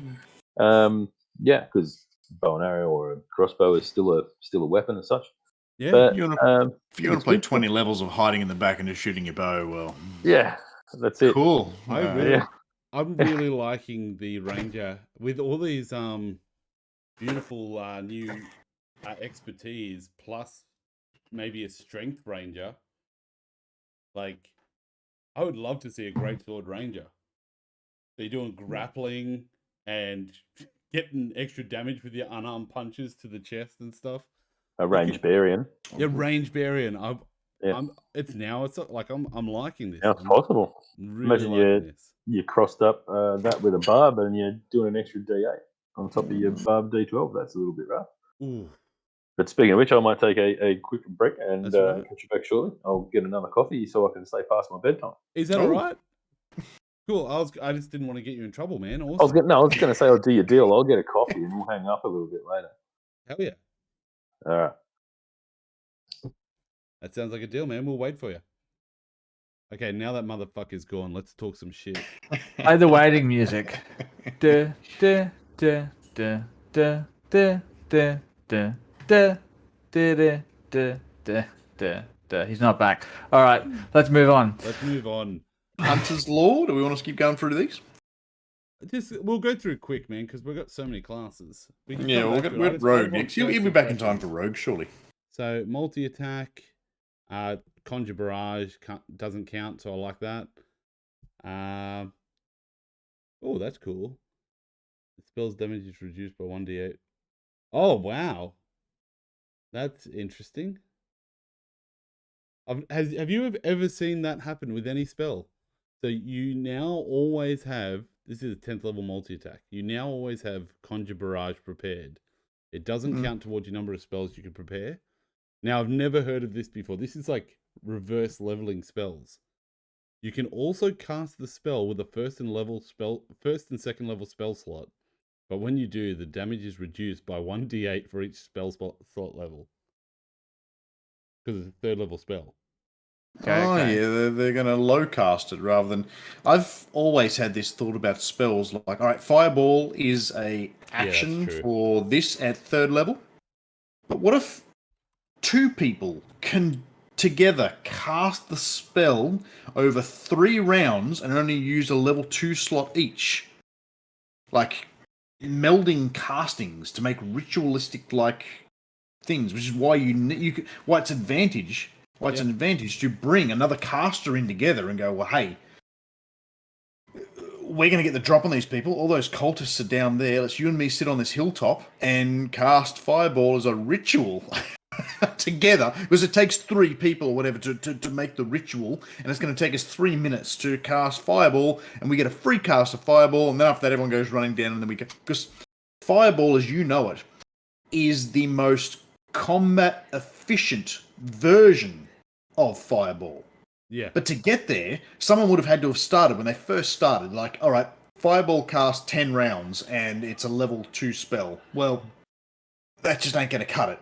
No. I can't spend a minute in combat. Wait for me, guys. Fireballs are coming. At some point, they had to narrow the magic down to now its most efficient cast. But what if you don't want to? What if you've got as a single person? Yeah. What if you want to bring 3 people in? 3 of us are going to stand around this circle doing this, and we're going to cast Teleport for 1 person, but as a level 1 spell because we've got we've got so many casters here pumping magic into it to make it with 1 person making perhaps an Arcana check or whatever to control it. So the development. Have you seen the new action economy for second edition Pathfinder? No. No, I've not looked at that. So the new action economy is, of course, you've got your movement, but you've also got 3 actions to use during your turn. So if you cast a lower level spell, it'll only take 1 of those actions. You can then use your 2 other actions to perform different actions. You cast a higher level spell. So casting a spell, it'll 2 actions, 3 actions. Full round action, in which you can then not move. So yeah, it's, they've sort of done something a little bit similar in that regard. Of course, I've never actually played it. I'm just talking about what I know off the top of my head. But yeah, that's a little bit how that works. Is that you can cast spells using multiple actions, and I think that's clever. I think that's good. Yeah, I like that. Like that makes sense. That's the way I said. Like all spells are at their most optimum. That's how they've got them in the book. At this point, mages, in general, can only cast fireballs of level 3 spell like this 1 action. That's good. We're all happy with that. That's enough. Apart from delayed fireball, but yes, 100%.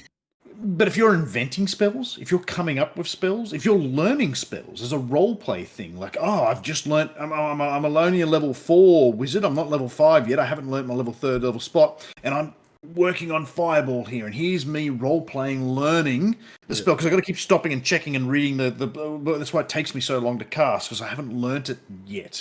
Yeah. Like for me, that's role-play and even the development of spells, which is something I'm interested in playing a character who's, like, coming up with new stuff. Had Mordenkainen came up with this stuff, he had to, like, figure it out, and then narrow it down to something that was actually Fizz, usable. can you find what the old one is for that? So guys, Fizz has just brought up the sorry, it's just happening in chat. The Hunters 14th level Superior Hunters defense. Yep, looking at it. So I love this because it's kind of like halfway in between the Drunken Master. If they miss you, you redirect the damage onto the guy next to you. And this is like you redirect half of it. Kung Fu Hustle, just that guy.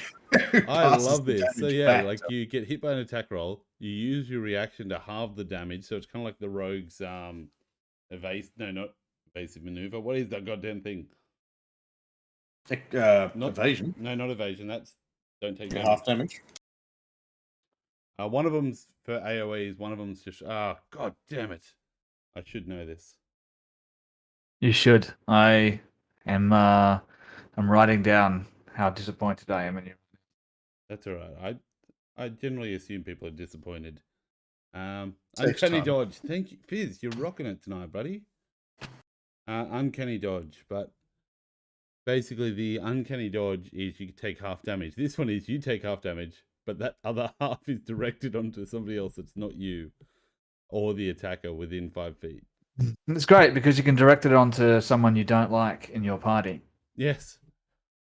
Or direct it onto someone that has a reaction when they get hit. Direct it onto the rogue who then reduces it again by half. But it does say you can redirect. Hey, Froth, welcome back, buddy. We're just looking at this BS 14th level Superior Hunters defense. I love it. Have you read it out yet? So basically, when you're hit by an attack roll, you can use your reaction to halve the attack's damage against yourself. You can redirect the other half of the attack to one creature other than the attacker that you can see within 5 feet of yourself. Honestly, I'd love to see this in a bar fight. Yeah. That like somebody hits you and you sort of go with it and your body weight goes onto the next bloke and you knock him out using that guy's hit. Sounds fair. But that's just me. I'm a big fan of the it is better than Uncanny Dodge. This is Uncanny Dodge. But, that has happened to me. In an actual bar fight? Yes. I was restraining a guy and one of the other security guys decided to punch him in the face and it went through his face and then punched me as well. So that's a big punch. We're making it more real. Well, I mean, he hit him in the cheek. So as he hit him in the cheek, obviously he's turned. So he hasn't taken much of the impact, and I was there, so it's gone through him and then hit me. We had a good laugh about it afterwards. I was going to say it could have been worse though. He might have hit him, and he turned as you went to say something, and you ended up just like, the whole fight stops, and everyone's like, "Were you just kissing?" I just got this image of like the D&D guys, D&D Beyond, sitting down strategizing how this is going to work and going, in a bar fight. But we're talking about the Ranger. Surely everyone's going to think like everything in this Hunter class is looking like it's going to be a melee dude, and I love it. I want to play this. There's weapons. Conjure Barrage is a range thing, and I've always thought as a ranger is not necessarily just a combat role. It's supposed to feel like you're useful outside of combat. It's supposed to feel like you're guiding the party. Yeah, exactly. You're guiding the party. You're doing the huntering, the huntering, a dumb word. The hunting, the gathering, the guiding, all that kind of stuff. That's supposed to be what you do. And what I think the big problem with the ranger is not because the ranger's a bad class. It's because people don't know how necessarily to do those things in their campaigns. Yeah, and like Rangers, as you said, they're in the expert class now. Like the expert class is your bards, your rogues, and your rangers. And FizzCannon's just pointed out it's attack roll, so it's not weapons only. So this could be a cast of guiding bolt. Rangers used to be your trackers, because they used to get track. Track used to be a feat in 30. They used to be your dual wielders. They were always the ones who went, if you want to dual wield, you used to play a ranger, because They were built for dual wielding. That was one of they're the easiest path to take. I wonder why is that? Does anyone actually know why that is? The two sword look. It was just a thing the ranger would kind of do. Where a fighter, I guess, more of a soldier. Yeah, I can never trace what the origin of that particular idea was. I've never even when you think about the classic fantasy literature, is you never really think Aragorn's, single longsword. You know what I mean? I've never really seen a ranger as necessarily having two weapons. I'm not sure where that came from in the first place. Sounds like Drew's the word, and he's got the two scimitars. He's got the two swords. Classic, yes, ranger. That's of course that is D&D. So but where? Why? I'm not sure where that came from. Flavor. But anyway, yeah. They just if we're gonna take one class down let's make it these guys. Well, I think it's practicality, though. It's like, hey, I'm going to be traversing long distances and fighting people in close spaces. I'm going to need a dagger, a sword, and a bow. But the thing is, if you're thinking about rangers in that sort of sense, having a second weapon is actually a disadvantage to you because you need the free hand to be able to maneuver things and grapple things and all that kind of stuff. If you've got having two weapons traditionally would be for fencing or dueling, nothing else. You would either have a shield or you have the other hand open to be able to definitely maneuver the weapon or to be able to grapple and sort of defend yourself with the free hand. Having two weapons against like an animal, for instance, is totally useless. Welcome drinking to the chat, by the way. Yeah, welcome, buddy. And as I've always said, there's no need to apologize. We all drink around here. Yeah. So, just a quick one for you, just a quick random one before we move on. If somebody hit you with a guiding bolt and you passed half the damage onto the person next to you, the wording on guiding bolt is on a hit, the target takes 48 radiant damage, and people have advantage on them as they're covered in glitter. Would you make both of them get advantage or only the person hit directly? So a flash of light streaks towards a creature of your choice within range. Make a ranged spell attack. The target takes 4d6 radiant damage, and the next attack roll made against this target before the end of your next turn. So what do you drinking going only person hit directly? Fair enough, you guys. I think if either DM was casting it at a player and they use this move to put it on someone else, I think I'd allow advantage on that person that got hit. Just because I'm the sort of person that thinks that's a really cool move. Hey, how you doing, barrage? Welcome, Mark. We're looking at this ability here. Let me just close that guiding bolt thing. Superior Hunter's Defense, where you use your reaction to move the damage from an attack onto somebody else. Oh yeah, I like the roll for it as well. I like that. As long as there's a chance that it goes on the monster we all want to kill anyway. I'm a big fan of advantaging the players, but then throwing more monsters to soak up that advantage. Look, you could even rule that neither of them. Yeah, true. There's a Set of DC. I like that.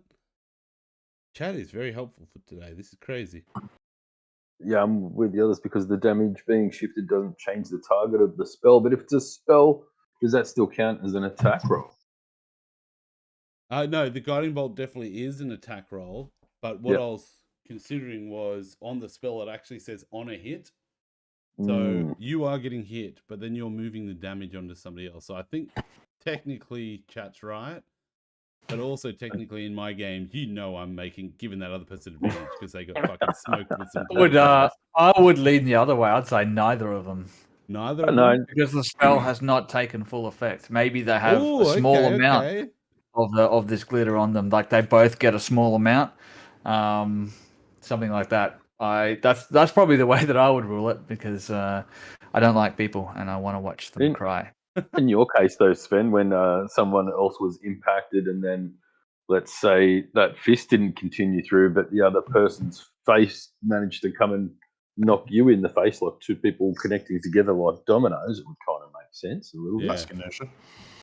Well, like you get hit in the face with the guiding bolt, and then you sort of turn your face and hit them with your face, and all of a sudden you're both covered in glitter, staring in each other's eyes. That's what I mean. It's like Edward from Twilight kissing himself in the mirror.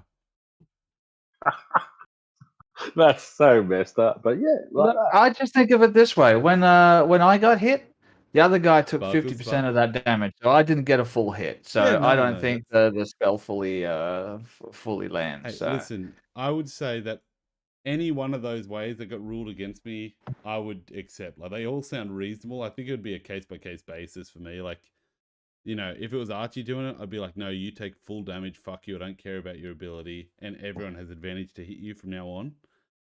for the rest of the campaign. The rest of the game. But that's just because him and I have a long-standing feud that someday we'll fucking settle. By the way, this is PG, so watch your fucking mouths.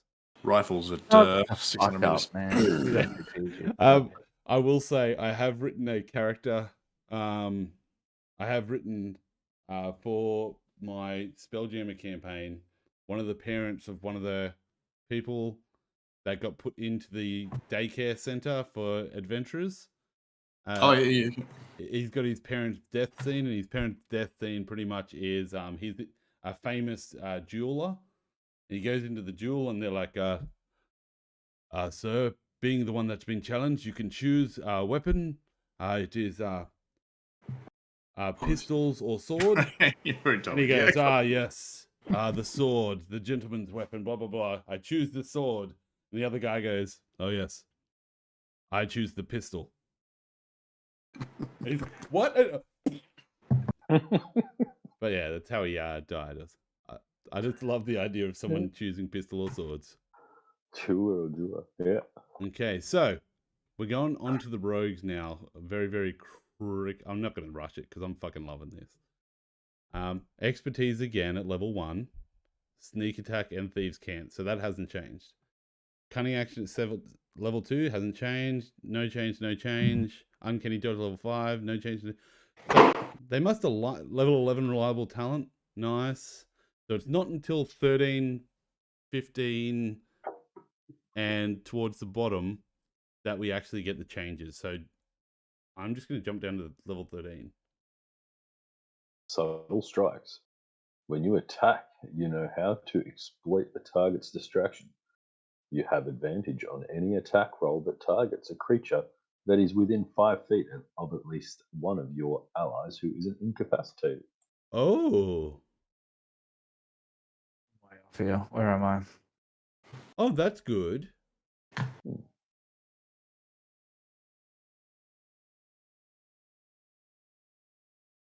That's all right. Yeah, that's good. That's good. It's just giving people advantage for nothing. I like it. It makes sense. Slippery Mind, is that the same? Anyone in chat want to say? Also, because it's the target using the ability, not the caster, I think they already get an advantage by sharing the damage they take. Shouldn't be then able to negate the rest of the spell effect. I wasn't saying negate, I was saying they both get fucked up and covered in glitter, but I completely agree, Mark, that No, I was. Oh, you were, okay. Well, no problem at all. We can all disagree because that's the sort of people we are. We disagree and still wake up and make the bed in the morning. We agree to disagree. Yeah. Pack Slippery tactics Mind, at level 15th 10. level. Is that the same as it was? That actually sounds familiar. It does sound like Pack Tactics is sorry, I'm drinking red. I read what he wrote. Slippery Mind. Sounds like Pack Tactics Mine with used to be a secondary go at it, but charming you began proficiency in wisdom and charisma saving throws, which are most of your mentally ones. So So the if you old Slippery Mind was just wisdom. Yeah. Look at it though. If you took so taking proficiency in saving throws early isn't going to gain you that benefit later on. But once again, it's 15th level. Like, if you know a campaign's going that high and it's actually going to make it that high, like. But if you're playing a level 15 campaign, which I've got one up my sleeve, adventure, then you'd be like, oh, well, I'm not going to bother about taking because I get it at level 15 anyway. Yeah, but like at the old level 15, it was just you got wisdom. Now you get wisdom and charisma, and you already had dex and intelligence. So 4 out of 6 saving throws proficiency at level 15. That's +5, isn't it? That's pretty decent. Tells me that potentially making sure a lot more mental things are going to fall under charisma because they all used to be wisdom, because you only used to get 3 saves. Yeah. Fizz is saying you've got wisdom saves, but not charisma saves. Yeah, charisma didn't used to be a save. That's what I said as well. I'm on the podcast. No, I'm just kidding. But no, spot on. But no, looking at that, I should also say that 14th level used to be blind sense. It's now a subclass feature. Yeah, that's what I was going to say. So the ranger gets that now, if I'm not mistaken. They get the blind sense, but the rogue is not getting the blind sense. Bit strange, but yeah, that is a little bit strange. It is what it is, because like I said, it felt thematically correct for a ranger, but it also feels thematically correct for a rogue as well, because you're used to working in the dark. You're used to working in situations where you have to have heightened senses to be able to know where threats and attacks might be coming from. So to survive in the wild. You can think your way out of a knot. You're a rogue. You can put your mental position in another position. Like, hey, I'm actually not lawful or chaotic. I'm actually this now. So I can think my way out of a knot. I mean, Slippery Mind used to exist way back in third ed, and probably as back in third ed. In third ed, it was the extraordinary ability to represent the rogue's ability to wriggle free from magical effects that would otherwise control or compel her. If a rogue with a slippery mind is affected by enchantment and fails a saving throw, 1 round later they can make another check. But it's been around for a while. So then, from there, we also have Elusive and Stroke of Luck, which we used to have anyway, but they've moved up. So you used to get them at 18 and 20. You now get them at 17 and 18. And then the feat, and then an epic boon. So that's pretty much a buff for rogues. Let's get a little bit earlier. If you're getting around that 16, 17 anyway, you probably need it. Yeah. And 18, 19. No attack roll has advantage against you while you're incapacitated. While you aren't. When you aren't incapacitated. Oh, yeah, that's best. So basically, even if that makes more sense. As long as you're sleeping, no one can hit you. So they smushed all the classes so we can get boons. I love, guys. We should have a drinking chat every once in a while. Like we should do this again, but have like 8 people just fucking chin wag and shit. Sounds good to me. Next time, let me know so I can buy some drinks in advance. Yeah. I've got coffee. I've got scotch. I've got good scotch upstairs. If someone could send me something, because I have insufficient funds, as they used to call it. My brew's almost finished, Sven. My brew's almost finished. I'll be able to send everyone mod brew. I've actually made it up. I might have to go see Valiant and talk about that thing I earned. Get a logo. Yeah. I will have to say, if anyone hasn't read Stroke of Luck before because they've never looked at level 20 rogues, yes, Mark, I'll send you one. Stroke of Luck is ridiculous. I love Stroke of Luck. The uncanny knack for succeeding when you need to. If you fail a D20 test, did that used to be attack roll? If you fail an ability check, it used to be, you could treat the D20 roll as a 20. Yeah. It used to be if your attack misses a target within range, you can turn it into a hit. Yeah, you can turn the miss into a hit. Alternatively, if you fail an ability check, you can treat the D20 roll as a 20. But now, now it's if you fail a D20 test, you can turn the roll into a 20. Yeah. I'm going to drink too. Difference. That's the test terminology coming back up again. Yeah. Sorry, I'm drinking is onto it. Test means death save, right? Yes. Well, I think we're thinking they're combining all kind of like these rolls together to it's a D20 test. It's good to bring it all under one thing. Anytime you roll a D20, like. Yes, Cerathil did need that. Yeah, that's insane, man. That is just attack ability or saves. Who cares about critting on an ability check? Yeah, like it's just one of those things where, like, hey, if someone does have an AC of 30, a D20 on a 20 always succeeds. If they're asking for an ability check, a 20 always succeeds. So that's just insane. You gain the epic boon of undetectability feat or another epic boon feat of your choice. Is that in this, or is that later It's on? further down. Yeah, it's down in feats. Okay, So your so epic. someone Or want to some. bring that up and read it? Oh, feats. Here we What are go. we reading? Undetectability. Under Undetectability. Epic boon. Here we go. We've gone straight to epic boon this time. Recovery, undetectability. You can't be seen or heard by any means, magical or non-magical, while you're hidden. Fuck off.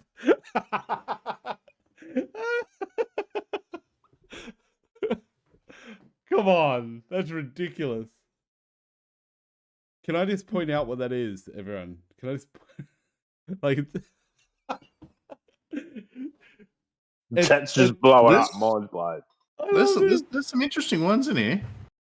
It's so good. Like it's like, hey, you know how you have those battles where the rogue's like, I throw a crossbow, I duck down behind the log, and I hide again.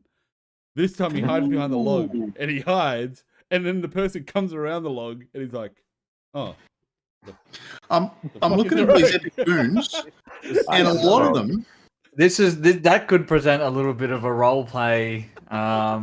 You're going to have to get creative with your role play because you're right. You go behind a wall, you hide. The person walks around there. It's and they're looking straight up. Then they just can't see them. Yeah, you can't be seen or heard. Sorry, I'm drinking. Oh no, FizzCannon has said you can still be smelled. Ooh. Where like See, Mark. See, Mark, yep. But it's one of those ones where it's. I just think it's too comical. Like, I love the fact that you can't be seen or heard by any means. It's just like, oh god, I love that so much. That made my day reading. just all the love. Like, but a ranger can still hit you. Mm. A level 15 ranger can still hit you because they got blind sense. Yeah, blind sight. But it says by any means. Gee, some of these epic. It's seen or heard. I don't think blind sense is seen or heard. It doesn't necessarily specify. It just I don't know. Contradictions. These epic boons are going back on the old epic level handbook. I'm skimming through some of them now, like get 30 feet speed increase, have proficiency in all skills. Like some of these are big. All right. You said I'm gonna have to look at this as a thief subclass. Where is it? Here it is. So what do we got? So fast hands hurts me dearly, FizzCannon says. All right. So fast hands. You have additional options for bonus action in your cunning action. Makes dexterity check to pick a lock, disarm trap, thieves tools, or pick a pocket as a bonus action. Climb speed, jump action. Oh wow, that's heaps different. The second story work's been buffed a bit. Fast hands lets you use an object as part of your cunning action, says Fizz. They took that out and added the search action. Yeah, I like that a lot. Search action. So like if you're searching for a door or something, you can do it as a bonus action. Yeah, but obviously pulling levers, opening doors, all that kind of stuff is now out the window as part of your cunning action. You know what I mean? Yeah, but I kind of feel like, if they could pick a lock or disarm a trap, they can open a door. You know what I mean? Like, yeah, you would definitely think so, and I would have. It's like, what can I do? I can reach into your jacket, pull out your wallet, get the cash, put the wallet back in. Can you turn this door handle? Whoa! Hang on, buddy. But no, like obviously, interacting with an object is always part of a move action anyway. So in this instance, you can now, as part of your cunning action, you can go over there, pick the lock, and open the door as part of your move action. So is the search action taking away from what was the intelligent rogue? The not the investigator. What was that? Bastard? Mastermind or something? Yeah, mastermind. Because didn't they have a bonus action to do an investigation check? I don't know. Does anyone ever use that subclass? I don't think I did. anyone plays that. I loved it. Oh. You'd have to know the type of class. Call of Cthulhu. We're playing Call of Cthulhu. Inquisitive, in my eye, was like the perfect one for level 3. But where is it? Eye for detail. Yeah, you could do a wisdom perception check to spot a hidden creature or object, or make an intelligence investigation check to uncover or decipher clues. That's what it used to be for the... Maybe they're getting rid of that. I really liked it because they had the... So the Inquisitive was my favorite one. The Mastermind was the one that you got the bonus action, help action.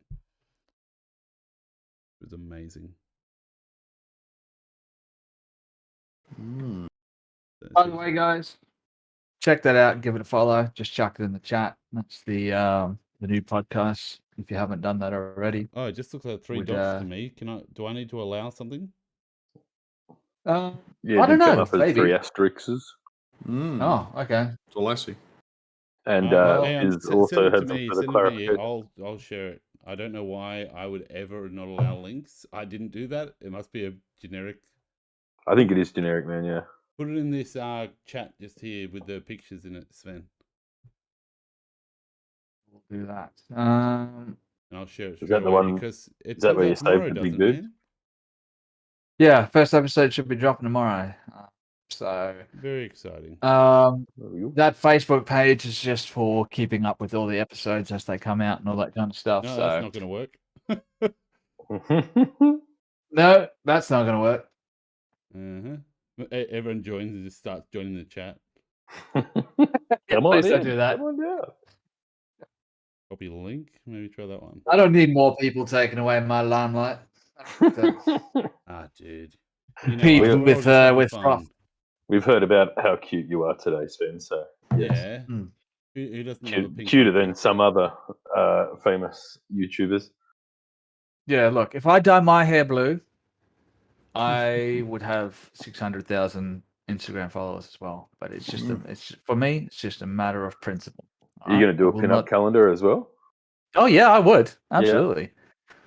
I'm down. So you know how like every year, around Christmas, the firemen release a calendar of like them in fireman poses. Do we get to do one in like D&D poses? Cosplay D&D nerds. Yeah, that's it. Totally. 300 followers on Twitch and There we go. 10 subscribers. We'll make a Critverse calendar.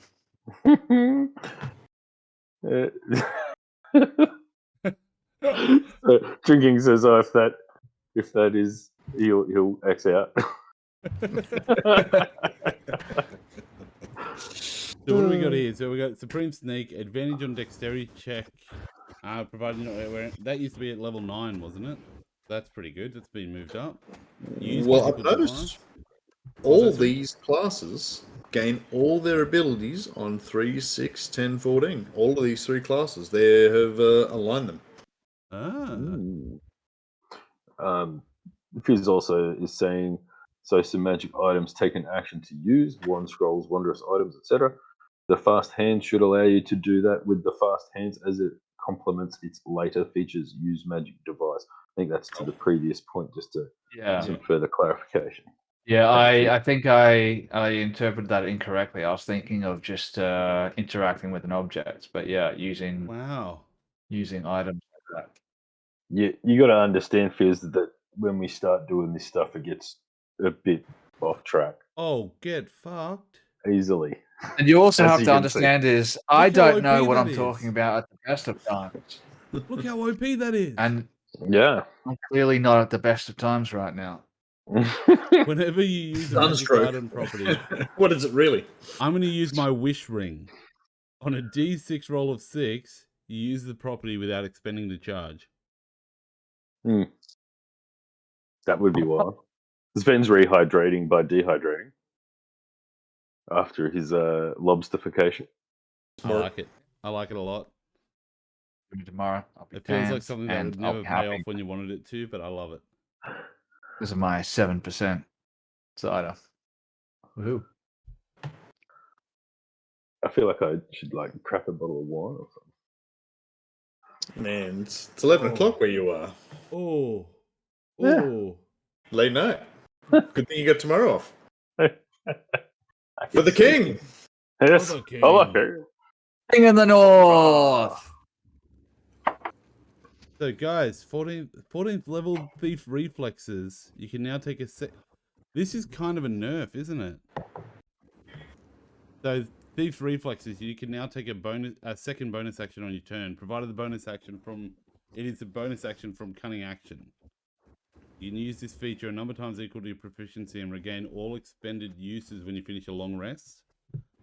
What was it previously? It used to be a lot higher. I think it was level 18, and it was OP because they got a full another turn. I just want to make sure it wasn't the scout; it was the thief.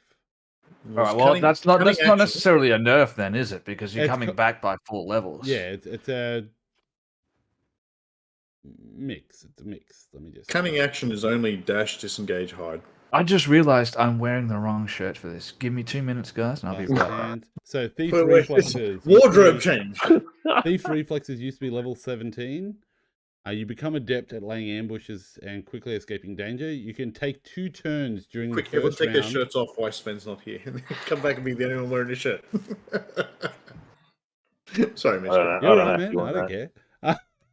Dude, oh no. Mod doesn't care about streams. I Take it all off. When you reach 70th level, you become adept at laying ambushes and quickly escaping danger. You can take 2 turns within the first round of any combat. You take your first turn at normal initiative and your second turn initiative -10. You can't use this feature while you're surprised. Fair point there. Would you rather have 2 full turns or a bonus action? Well, that's obvious. 2 full turns, right? And it's only 3 levels later, so that's a pretty big nerf from what it was. Like, it's one of those things, like, nobody played the thieves that, like, people did, but not that often. Everyone was always talking about the assassin and other classes. The thief and the scout had amazing things for their first. I think there's a lot of people just generally probably coming into the game. Oh, lovely shirt, mate. Probably wouldn't play a thief as much because whether we like it or not, most people are actually good-natured and good at heart, and that goes against it. That's much more comfortable. Oh, that looks amazing. Can I see that again, Sven? All right. How does it fit? How does the fit go? Damn, that is a good shirt. Are they on sale anywhere? Like, where would I be able to purchase one? Yeah, I'd love to get one of them. They look amazing. Like, it really does, like, enhance your build too. Like, it looks like you put on like 6 kilos of muscle. It makes you look. Man. Lost 3 kilos of fat. Yeah. I'm not gonna lie. I had 3 women call me on the way from my bedroom to over here. So, and just after I put their shirt on. Oh my god. So yeah, and a couple of men actually. So if you're into that kind of thing, it's going to suit your purposes as well. The fit is like, hey, Sven, give me back my handbag. It feels like I'm not wearing anything at all. And they're also fireproof and stab proof. So they're not. It's made of mithril. Sven goes and changes as he's coming back. They are flaming hands proof. Don't forget pants. Your pants. Light as a feather, as hard as dragon scale. No, they're great, and they're available right now. So if you want to grab yourself one, just, how do they react with a beer belly / dad bod? I've got some large, extra large. You'll be fine. Wow. So there's a pregnant version where it goes down and it bulges. That's the one. So the old thief I tell you what, device allowed 250 followers on Twitch. I'll get a onesie made up, like a hoodie like or whatever they're called. Hoodie, yeah, something like that. Whatever. A man, whatever you want. Perfect. I was just reading Fizz's comment there, just saying that use magic device used to allow you to use any magic item despite class requirements. So they could use any magic item or scroll in the game, and they were the only ones that could do this. So I will also say, being able to attune up to 4 magic items at once, that's actually the level 10 artificer ability as well. So that's a little bit. They get to 6, but yeah. Yeah. They get to 6, but to have the rogue go up at the same time as you, it's kind of like a slap in the face. So hopefully they get a little bit earlier. They're devious. Technically, if you take the armorer class, you can get there even earlier. Subclass, sorry. So let's go on to feats now, because feats are amazing. And this time I'm gonna read them off, and chat, write the number you think out of 10 how good it is. Guys, we're just gonna do initial reactions as we flow through. So I'm gonna skip this bullshit stuff at the start. Oh no, I better read it. Each feat has a level. To take a feat, your level must equal or exceed the feat's level. Prerequisite, you must have the feat before. We understand what a prerequisite is. Repeatable means you can take it more than once. So the old saving throw proficiency one. You used to be able to take it multiple times for different ones. Okay, bonus feats at 20th level. Yeah, whatever. Okay, where are we? Ability score improvement. We're going to do epic level now. So 4th level feat, ability score. So ability score improvement is now a feat. You increase one ability score of your choice by 2 or 2 by 1. Cool. Actor, skill at mimicry and dramatics. You gain the following benefits. Increase your charisma by 1. You need a charisma, a prerequisite of 13 plus. It's not repeatable. While you're disguised as a fictional person or a real person other than yourself, you advantage on charisma checks to convince others that you are that person. And you can mimic the sounds of other creatures, including speech. To mimic a sound or a way of speaking, you must listen to it for at least a minute. Anytime thereafter, you can make a DC 15 charisma check performance to perform the mimicry. On a success, you perform it convincingly for up to an hour. I like this. I think they really, really tidied it up. 10 for FizzCannon. Oh, no, that was for ability score improvement. Okay, I apologize. I did rush that. And then actor was 5. Excellent. That's a good call. How do you guys feel about that? Does that still require you to make a... Oh, sorry. Are we just giving it a score? Is that what we're doing? Well, no, you can ask the question, man. We're gonna dive into this. I don't have rules on this fucking thing. Does that require a deception check? A contested check? I think this is one where, as long as you don't do anything funny, you do that performance check of 15 and you're good. So it's not contested. It's not contested. I like the way I would rule it is this is kind of like one of those NPC abilities where they hit you.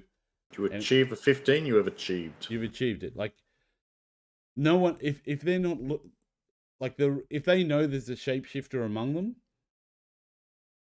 you might have to do the deception insight roll. But as far as this is like you're walking down the street. I see you. You might, walk a little bit funny, but I'm not going to think that's not Sven. Like I know it's Sven. But the thing is here, yeah, the mimicry is not contested. Your voice sounds genuine. The bullshit lie you are telling can be detected, is what FizzCannon says. But it's so you cannot contest the mimicry at all. So regardless of whether or not you make that DC 15. So if you don't make the DC 15, you don't sound like the person, then they're going to know that it's. I would say them straight away. Your general movements wouldn't be perceived as being suspicious to trigger. If the character then chose to do something, it's like, the head priest is wandering into that debauchery place. Yeah. That's a little suspicious. I might go and have a chat with him, and now we're using something. I'm suspicious now. But as long as you don't do anything suspicious, and you act the part of the guard. Yeah. And I like the fact that it's saved for an hour. So like if you go into the town and you start walking around as a guard, do you look like a guard? Yes. No one's going to really bother you. Right. So yeah. Okay. You're good to move around. However, if they find you in the vault like this, like hand around the bit of gold and they're like even if you are a guard, you're a fucking thief guard. I gotcha. Yeah, I fully understand. Yeah, so you are indeed correct. Yeah, but no, nice I'm all for it. I'm all for it. How do I get back to that page? I've done something silly. Lost your screen there, Mod. Yeah. I don't know how to get back. I clicked on something, and now it's all gone. I love the changelings that change their face, but not their clothes, says Fizz. If you guys didn't see it, I did come up with the bullshit thing, and Hermes picked up on it very quickly when I sent him my character build. But it was going a Plasmoid, but then taking the Eldritch Adept, so that you can have Disguise Self over the top. So Plasmoid actually takes the shape, and then Disguise Self casts the image. So basically, if they go up and touch me, everything's in the right spot. It's just a little bit wet. But yeah, it was a nice touch on the changeling type of thing. Do you want to send me that link, Archie? Like, for some reason my links aren't turned on. I don't know how to turn it off. Hang on, chat settings. Okay, looks good to me. Well, This go is to just- them. There is usually a group there who came up with a this little piece, this little 3-minute skit on rolling diplomacy or skill checks for persuasion. Absolutely hilarious. I love going back to just like. We'll try again. In fact, maybe you killed the king. I killed the king. I don't remember doing it, but it must have been me. That sounds like a Viva La Dirt League thing for sure. Yeah. It's like them. This guys were doing before Viva La Dirt League, I think, but right. or at least early on a while ago. Yeah, very funny. Have a look after the stream. 3 minutes and just very funny. But like, just you hear that roll of the dice. Like, actually, I persuade you that you killed the king. Very funny. Someone try and send a link in chat. I sent it to you directly in Roll20, but in Roll20. Not Roll20 in this thing. Discord. No, We're using I Discord. need someone else to try. I'll link it if it doesn't work, because I think I just changed the setting to make it work. Let's face the truth. You just banned me from sharing my links. Hey, it worked. Awesome. All right, well, everyone can open that up and play it later after this. Okay. Very funny. But yes, so I will open that later. The next one Powering is athlete. So scores out of 10 in chat if you got them. Constitution, dexterity, or strength 13 plus is your prerequisite. +1 to strength, dex, or con. So I think that's been upgraded from just strength or dex. You gain a climb speed equal to your speed. When you're prone, you can write yourself 5 feet of movement. I was just trying to scroll down in Twitch like I always do. Like, nope. And jumping advantage on any ability check that you make for jump action. Love it. Yeah, that's much better than what it was previously. It's better than what it was. I'll give it a 7. I think 7. Climb speed's good. I'm not rating them. 7, yeah. Fizz, I would let someone make a check.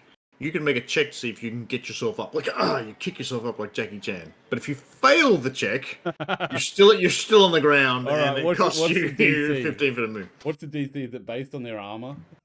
They got heavy armor on it. It's now like DC 10. I want to see someone in full plate just like. I'll give it 8 because it's logical and it plays into roleplay. Okay, I like the reasoning. I'll allow this. Charger. Sven, Archie, did you guys have a score? Are you happy with 7 and 8? You said that's about that. Yeah, 7. I respectfully excuse myself from rating things. Roger that. All right. Charger proficiency with any martial weapon is the requirement. Okay. Increased strength or dex. So these are all the half feet things. So I love it. Improved dash. When you take the dash action, your speed increases by 10 feet. That's all right. Okay. I like that. I really like sprinting. That. It seems like a feat that's going to be used by rogues and monks a lot.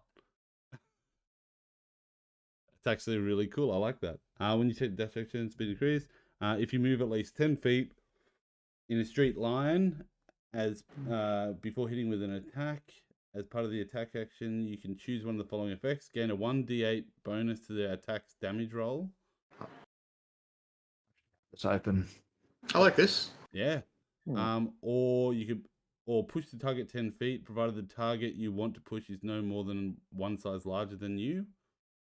You can use this. So I like this. This is great. Also, I'm pretty sure because it adds to the damage roll of the attack, this will work with the weapon damage, won't it? For critting. Oh, it's not weapon damage. No, to the attacker's damage roll, not to their weapon roll, to their damage roll. So. I'd like it if after the charge attack they were like knocked prone or something like that. Would make sense. I'd rather have that than and drop the D8. Knocked back and slid across the floor. Yeah. In third ed, They you used to used be able to to make a have that. charge attack anyway. And if you just charged at someone, you took you got +2 on your attack and to hit him because you were just like bolting at the thing. Yeah, no, that's exactly right. And Fizz just saving the effort of looking this one up. When you use your dash action, you use a bonus action to make one melee weapon attack to shove a creature. If you move them more than 10 feet, you deal an extra 5 to attack's damage roll, or push the target up to 10 feet. I did think they also... I know that's probably copy and pasted, but I thought that you could knock them to the floor. So I might be thinking of the Shield Master feat. That's all right. That's pretty good. I'm going to say like a 6, or maybe it's worse than the other one, so probably a 4. Dash won't always come in handy, I'm going to take 6 because I do like the add 10 to the dash. Like I love that. 10 feet. I like good, it. But Yeah. I'll bring it down a point because I want him to be a fan. Like this guy knows how to put the speed on. Yeah. Go to charge. With an odd number on your stat, I see it, but with an even number, you might as well just take the ability stat increase and get your +2 to get a full bonus. That'll get you +1 on potentially your attack and +1 on your damage, how you're using it, which will just come in more often than you will use charge. But if you want to make charging a thing that your particular character does, and charge is a big part of how you play your combat, then yes, it will have more of an effect, which is what feats are. They're meant to change how you fight. Yeah, 100%. So going to the next one, you got crossbow expert. Now I love this. Proficiency with any martial weapon, not crossbow. Like I feel like that is a very interesting ruling. That it just feels like maybe it should. Look, you can ignore the loading properties. Why can I do that? Because I'm really good with them. Are you proficient? Firing a melee. Finally, this used to have to be a special subclass to get this, but Order of the Bow Initiative, I think it was, in third ed. But finally, you can fire at someone at close range and not take a disadvantage on your checks. Finally. Yeah, that was makes sense though, right? Yeah, that was always there. That's in this and the what's the rifle one? Gunner or gunsmith or something like that. Both those let your attack at short range without disadvantage, which is awesome, especially for rogues. Because you didn't get your bloody sneak attack if you're at disadvantage. Ignore loading. What's this dual wielding? When you make the extra attack with the light property, you can add the ability attack modifier. Dual wielding To crossbow. the damage of the extra attack if that attack is with a crossbow that has the light property. A hand crossbow, right? So yeah, if you're wielding a sword and a crossbow, you can now use your crossbow in your offhand and fire it at short range, and add your ability modifier to the damage of the attack. Yeah. So this would be fun as like a a rogue or something like that. Someone dual wielding. Yeah. Can I just say, I talked with Archie about this when we were doing the Spelljammer races. The first character I ever made in D&D for 5th edition was a paladin that was wielding 2 hand crossbows, because I love the idea of Max painting it. And straight up, the first thing that happened is I fired him, and the DM's like, "How are you going to reload?" I'm like, "Oh, I've got the crossbow expert. I can ignore the loading properties." And he's like, "Well, you need a hand to reload," and we had to look up the loading property, and you have to have a free hand. So when I was talking about the Spelljammer races, you can now do it. You take this as your 4th level feat, and you take a 3 green rogue. So you fire with your crossbows, and lower them down in your little tiny insect arms, like. No. Here's what you do, right? You have your sword in one hand, you have your crossbow in the other hand. You fire your crossbow, you throw your sword up into the air, you reload the crossbow. On your next turn, you catch the sword, and you're back into action again. Nice. As Fizz says, you Heyo. can't ignore the ammunition properties. Yeah. You'll be it. surprised what I can and cannot ignore. Well, what I went with was I asked him if because I knew I could have an extra feat, and he said yes, and I just added in Tavern Brawler so I could shoot with the crossbow and then hit them with it, and it was pretty fun. Next up we got so a score for that one. I'm gonna say that's getting up there. That's getting up to 9 maybe. It's better than the old one. I'll just say I like it. You get an ability score. Good flavour. Yeah, it's great.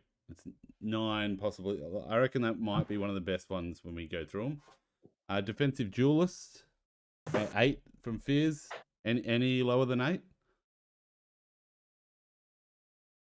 Except for Sven, who's not rating. So I don't rate because I'm a politician. Fair enough. You gotta sit on that fence, man. There's nothing wrong with that. do you want me to read this one out for you, man? Okay, so this one I just say I like it or don't like it. Fair enough. Increase your dexterity by 1. If you're holding a finesse weapon and another creature hits you with a melee attack, you can use your reaction to add your proficiency bonus to your armor class. I believe it used to be your dex for that attack. Dual wielder. I'd have to have a look at it. I can't recall that off the top of my head. Yeah. Proficiency with any martial weapon, always fun. When you're holding a weapon with a light property in the other hand, yeah. Look, this is fun. This is good. This makes dual wielding obviously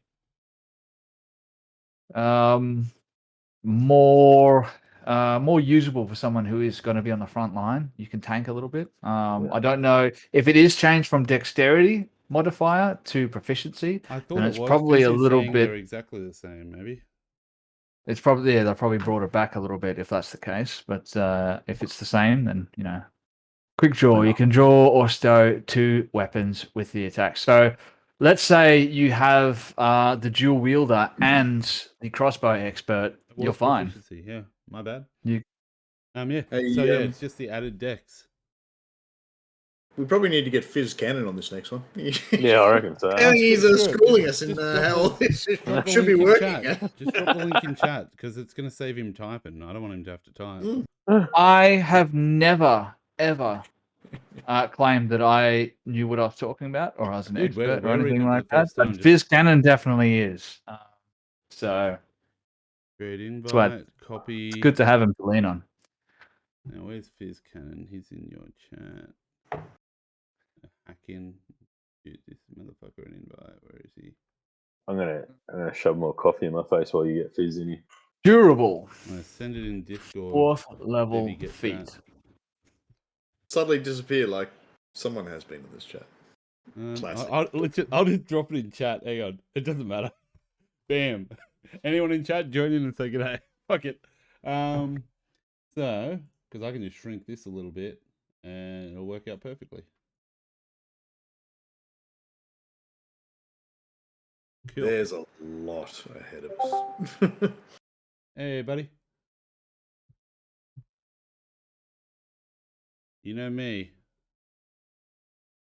They'll snap a walkout. There is a lot of feats ahead of us. That's right. I'm going to go through super quick now. So, dual wielder. Proficiency with any martial weapon. +1 to strength or dex. Enhanced dual wielding.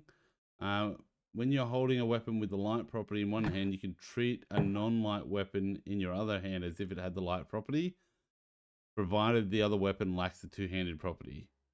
And you could draw or stow 2 weapons that lack the two-handed property when you'd normally be able to draw or stow only 1. God, those are mouthful sentences. It sounds about the same as before. What do you guys think?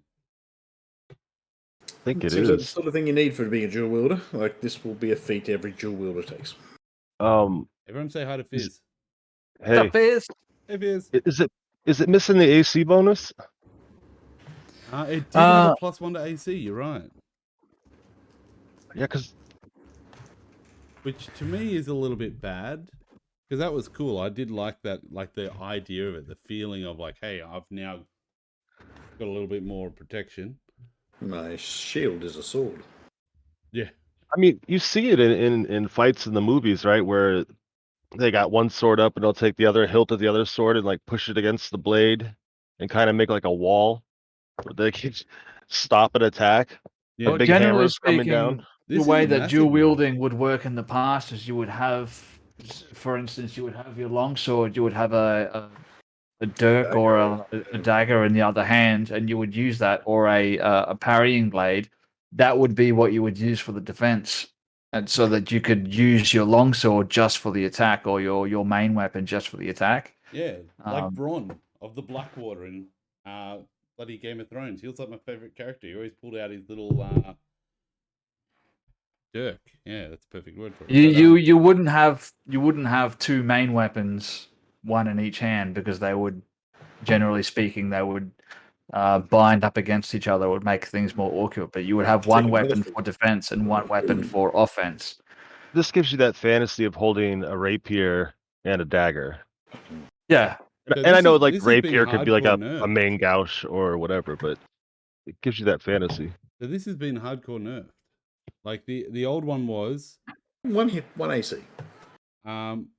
providing that they're not light. So this one you have to have one light and one other. Before it was, you can use them when they are two-handed fighting when they're not light, as long as they don't have two-handed.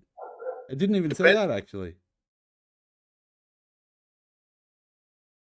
No, the old one didn't say that. It was just literally one-handed weapon as long as that aren't light. You get a stat increase. That can be a powerful thing. It had a +1 AC. I'm going to say it's a nerf. Because you used to be able to have two big weapons, two damage weapons.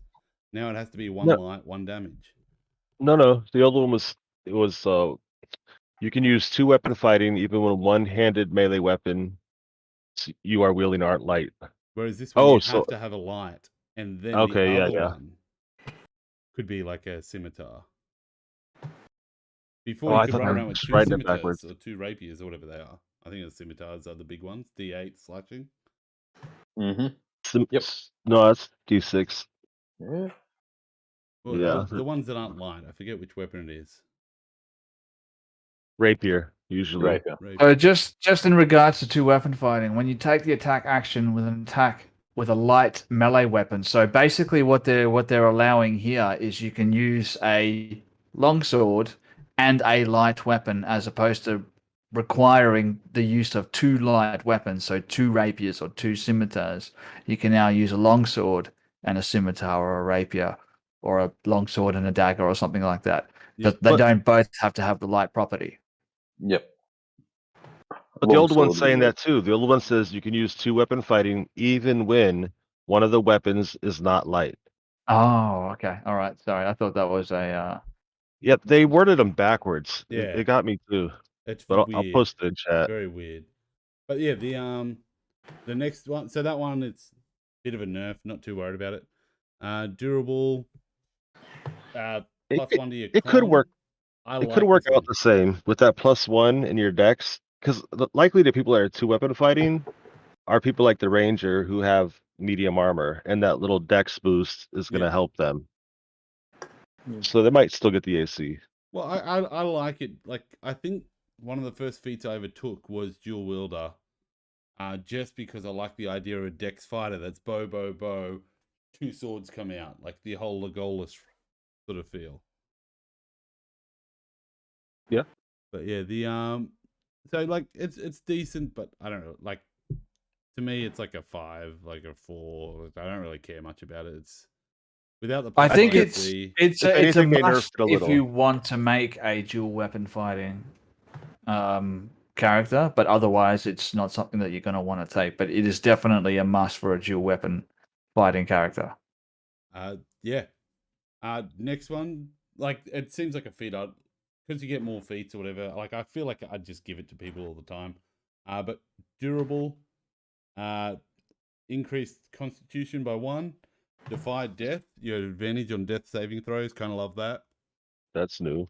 And then speedy recovery as a bonus action, you can expend one of your hit dice, roll the die, and regain a number of hit points equal to the roll. very interesting, considering there so- is items that react when you do hit dice. Mhm. So The old one gave I you love it. twice your Constitution modifier. It did. Didn't have a prereq either. Oh, oof. So, yeah, you didn't need a big Terrible. con. You could take it with a low con, which didn't make sense. But I mean, yeah, I get it. Like, you've got to have a reasonable con to be durable. Yeah. I got 8, but I got really good death saving throws. Got a good con. I'm Yeah. weak, but I regenerate quick. Yeah.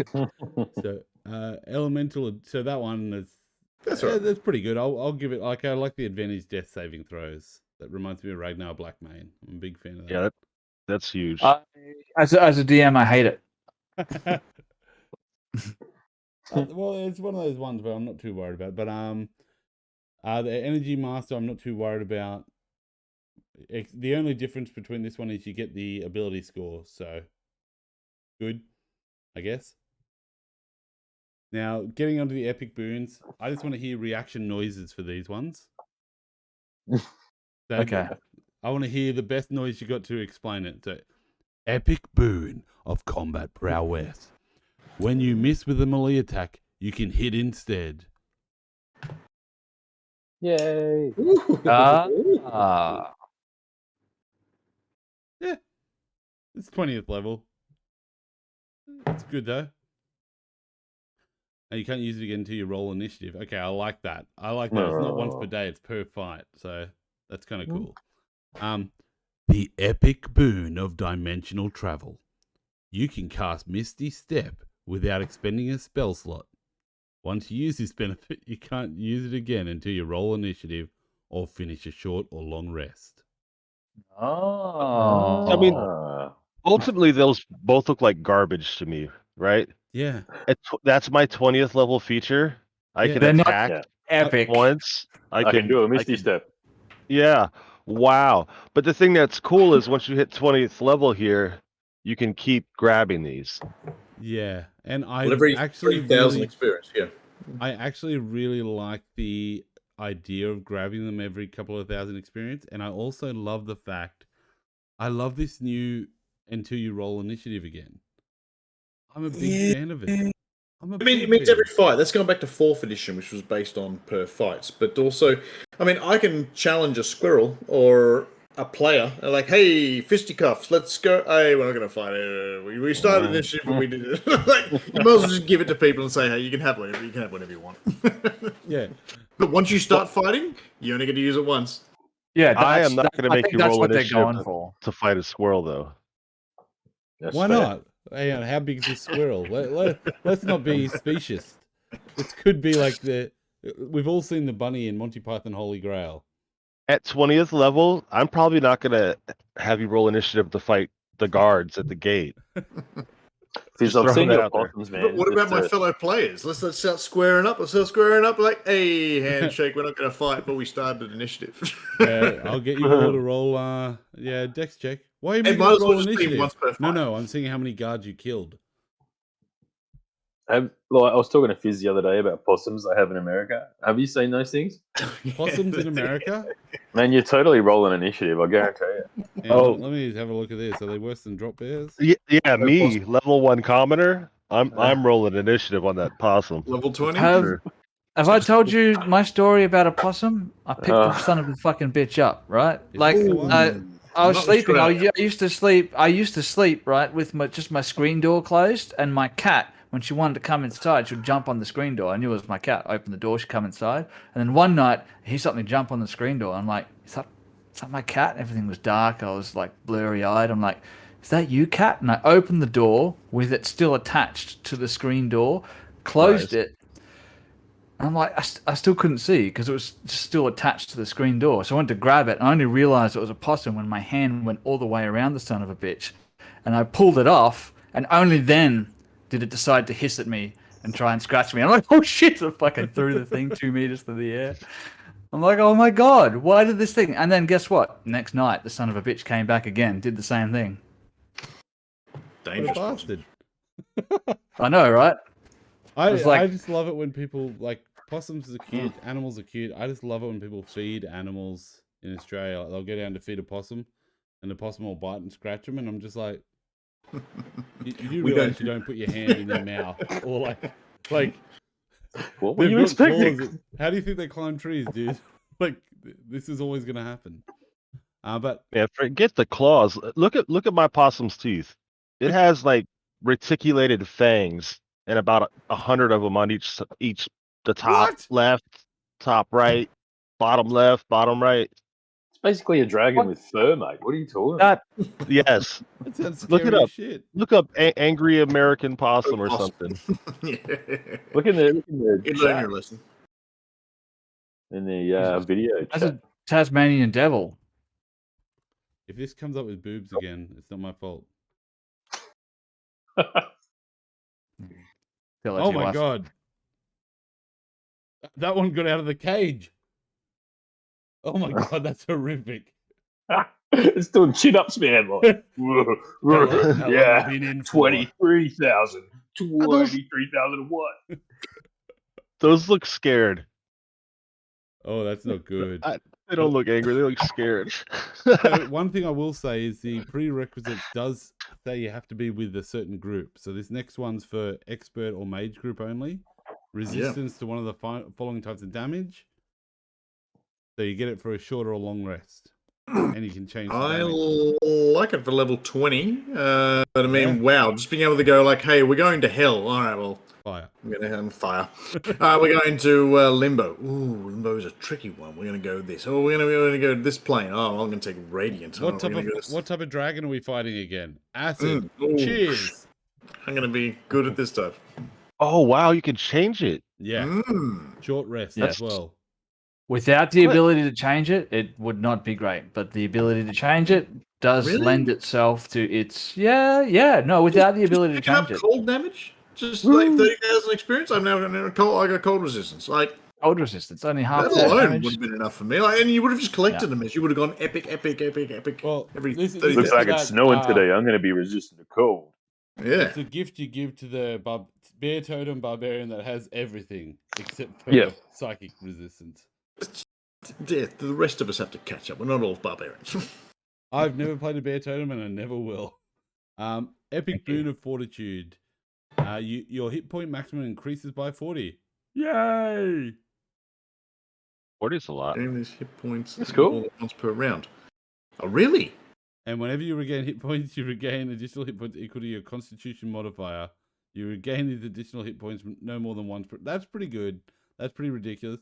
Wow! That's the best one I so think far. you have to I like reckon. +5. So if someone casts Cure Light or Healing Word, you also get 5, which at level 20, people are still bopping you down for more than that. But I mean, over the day, okay, a little bit, yeah, maybe. Well, add that to the durable up there, and then throw it on a monk with bonus action dodging. Hell yes. I love this. I love this. Hand of Healing, and then the paladin just keeps giving you 1 hit point, 1 hit point, 1 hit point, meaning you get your con bonus every time. Actually, that's pretty OP because they get that for free. The good berries. Levels. Good berry, yeah, every day. Like, boop, boop, boop. 10 good berries equals, you've got a +5, let's assume. Let's go, that's 60. 60 hit points. Damn, Off a level 1 spell. Mm. that's amazing. Epic boon of irresistible offense. Okay, what's this one do? Expert or warrior group. Ignores The resistance. damage you deal ignores resistance. I love it. Ooh. Ignores Pretty fun. resistance. Magical Pretty cool. resistance? Or like Yes. weapon resistance? I think this is one of those ones that's just yes. Hey, finally, the poison of feet's good again, everyone. No, it's Finally, not. your sword punches like devils. Doesn't matter. I'm still going for your okay. Doesn't stop immunity. Just resistances. Epic boon. Yeah, it doesn't stop immunity, but if you have a what are they called? Blood hunter? I don't know. Blood. I haven't really looked into that one. But yeah, one of their curses they can do as a reaction is they remove immunity down to resistance. So this is actually really cool. Not that they've been done yet, but it's one of my favorite. I killed a purple worm with a whole heap of poison because I basically had the poison of feet, and then I removed its immunity and hit it with like an action surge of 8 poisoned arrows. and killed a purple worm with poison, which makes no fucking sense, but it worked. This is a lot here. Hey, I'm going to have to love you guys and leave you, because I've got a couple of things I've got to do before tomorrow morning. Very late. That's all right. I'm gonna end this in 20 minutes, in 10 minutes, guys. So you guys ready? So Sven will say good night to you, buddy. We're not going to hold you to this, but I'm literally going to go through the names and descriptions, and we all just go yay or Later, nay. Sven. See you in about Love you, 20 hours. Hey guys, make sure you go into Dungeon Delve podcast. We'll drop the link again. It was up the top somewhere here. We'll drop that there. It is Dungeon Delve podcast. It's releasing tomorrow. Sven and Hermes, both very knowledgeable, both very funny, both very handsome. Make sure you get there, do the things that are good, and then subscribe and listen every week, regardless of feelings. Regardless of the quality of or the we will fucking find you. Listen to it anyway. All right, good night, guys. Thank you for having me. I did. Appreciate it. mate. Bye. See you, fellas. Okay, you ready? Let's go, Epic mate. boon of luck. I've After gotta you read roll a this d20 description. test, you can roll a d10 and add it. It's not quite what lucky used to be, but if you can also have lucky and this, my god. Yeah, that's just a d10. So that's kind of like the devil's blessing for being a fiend warlock, was you could add a Bard's d10 to a giving you a roll. d12. Other classes are giving you extra stuff. Yeah. Well, imagine this: you roll a nat 1, you're going to get advantage because they give you that inspiration that's reactive now, right? And then you get to add a d10 plus your thing, and you could still end up with like a passing skill check. Hell yeah! Star druids with an extra d6 for their wheel of woe and their guidance and their Artificer. it just keeps stacking. Genius. You're never going to fail a skill check. I know you said you were going to run through this real quick, but going back to that inspiration, that shit bothers me, man. If you're getting inspiration off of a dice roll, a d20, natural 20, the players are going to force skill check rolls. I'd like to perception the room again. You just don't let them. You control it. You only get to do it if you get to do it. I know, but it's gonna be there, right? Like, well, I perceptioned it, but let me investigate it. Some players will know how to force it. Oh yeah, yeah. I've had arguments about this because you know how they're like, "Hey, that perception check was you looking for a while." That really got me with the Inquisitive Rogue, because they're like, "Hey, you were sitting there and you spotted that bird." Oh. No, the Inquisitive Rogue's like, no, I'm going to do an investigation check, but this one's as a bonus action, so it's less than 6 seconds. I didn't do well. I'm going to do it again. Okay, you fucking pass. I'm going to do it again and try and get a nat 20. Fuck you. Well, those rules came from an earlier edition. Like, it says it takes 10 minutes to search a room, but a combat turn was like 10 minutes. Yeah. Oh, God. Yep. So, right. Combat turns used to be 1 minute and then second in. Oh my God, there's so many. I didn't realize that. Okay, ready. So boon of luck, boon of night spirit. With dim light or darkness, you can become invisible as an action. You remain invisible until you take an action or a reaction. Standard. Sneak. Okay. Yep. Nothing wild about it. Become invisible. Yeah. It doesn't say cast a spell. That'll be an action. Do it. Bonus action, spiritual weapon, and just kill them. Epic boon or peerless aim. Or if you make a ranged attack against the target and miss, you can cause the attack to hit instead. Same as the other one. So, yep. Just a range. Boon of recovery, you can use a bonus action to regain a number of hit points equal to half your hit point maximum. Wow. That's cool. If you're a barb and you're like tanked up, that's pretty awesome. That's messed up if you're a celestial warlock or a divine soul warlock or any of the ones that when you what's the druid, the fire druid? Circle of Wildfire. When they get to level 14 as well, when they go to 0 hit points, they pop up with half. This would be annoying as shit. You'd have to kill them like 3 times. They're like, dude, players are now like bosses from RPGs where you knock them down and they pop back up with half health with a different weapon. You've seen the long death monk? Yes. 1 key point. 1 key point, yeah. That's all it costs. I love it. I love the concept of it. It's great. Epic boon of skill proficiency. You gain proficiency in all skills. That's amazing. All skills, like one skill I'd have been happy with, and you would have built them up over time as you went epic, but just all skills?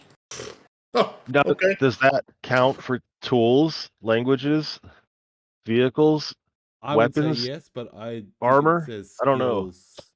So I don't think it'd be Armor's a languages. proficiency, isn't it? Pardon? Armor's a proficiency. But yeah, I get what you're saying. Like, yeah, there's like tools. Tools are skills. Or I would give it to skill. I would give it to tools. I'd give it to vehicles. I probably wouldn't give it to languages just because it doesn't make much sense. that's a lot of languages to learn. Yeah, but There's a lot of skills to learn too. Like, Epic Boon you of only Speed. learn so much.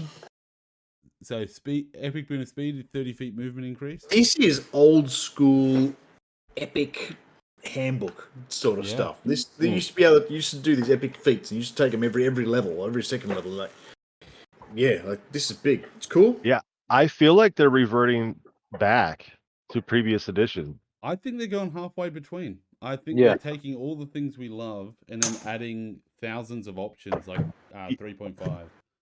Yeah, so they're keeping advantage and disadvantage, Yeah. and keeping that the DM makes rulings, but now they're adding in all the rules of the previous editions. So it's like I like it personally. Oh, I'm a big fan because I'm a number cruncher, man. Like, I love the fact they're getting rid of crit fishing because it was the sort of thing where I could do all these amazing things and make a really cool build, but a crit fisher mathematically will do more damage. That's just how it is.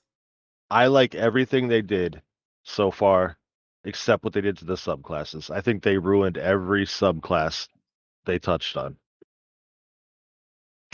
I mean, they took literally the best thing about Is it each of just those those three we subclasses looked and raped it. Is it just those 3 we looked at though? That's the only 3 that we've had a chance to look at. Yeah, the only No, I was three. just So. making sure I didn't miss other stuff. I'm interested to see what's going to happen. Like, I thought it would be bigger changes considering I saw people being upset, but I didn't check what they're upset about, so I'll have to have a look. I think it's because I'm not really attached to any of those classes. I thought they did pretty well by the Ranger just because I love the idea of that type of Ranger subclass. A hunter. That's what they are. Oh, well, it's not the hunter. They're just calling it the hunter. Yeah. That's a mix between the hunter and the monster hunter. Yes. 100%. Which are 2 completely different classes that play different. And then they took all the options that made the hunter good.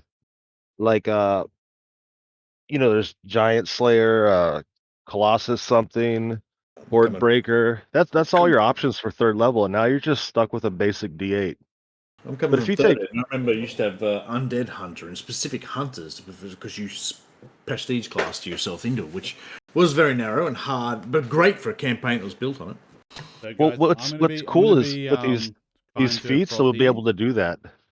I'm gonna be kind of frothy. I think we could do this again sometime soon and actually go right into them. For sure. I want to go do all through these feats again. We come back and hit them up. What was that, sorry? We come back and do all the feats again, and then we'll go hard on them. Once I go up to spells or new rules and conditions. Well, I was going to say we should all make a character and try and make it most OP character using the new 1D&D thing.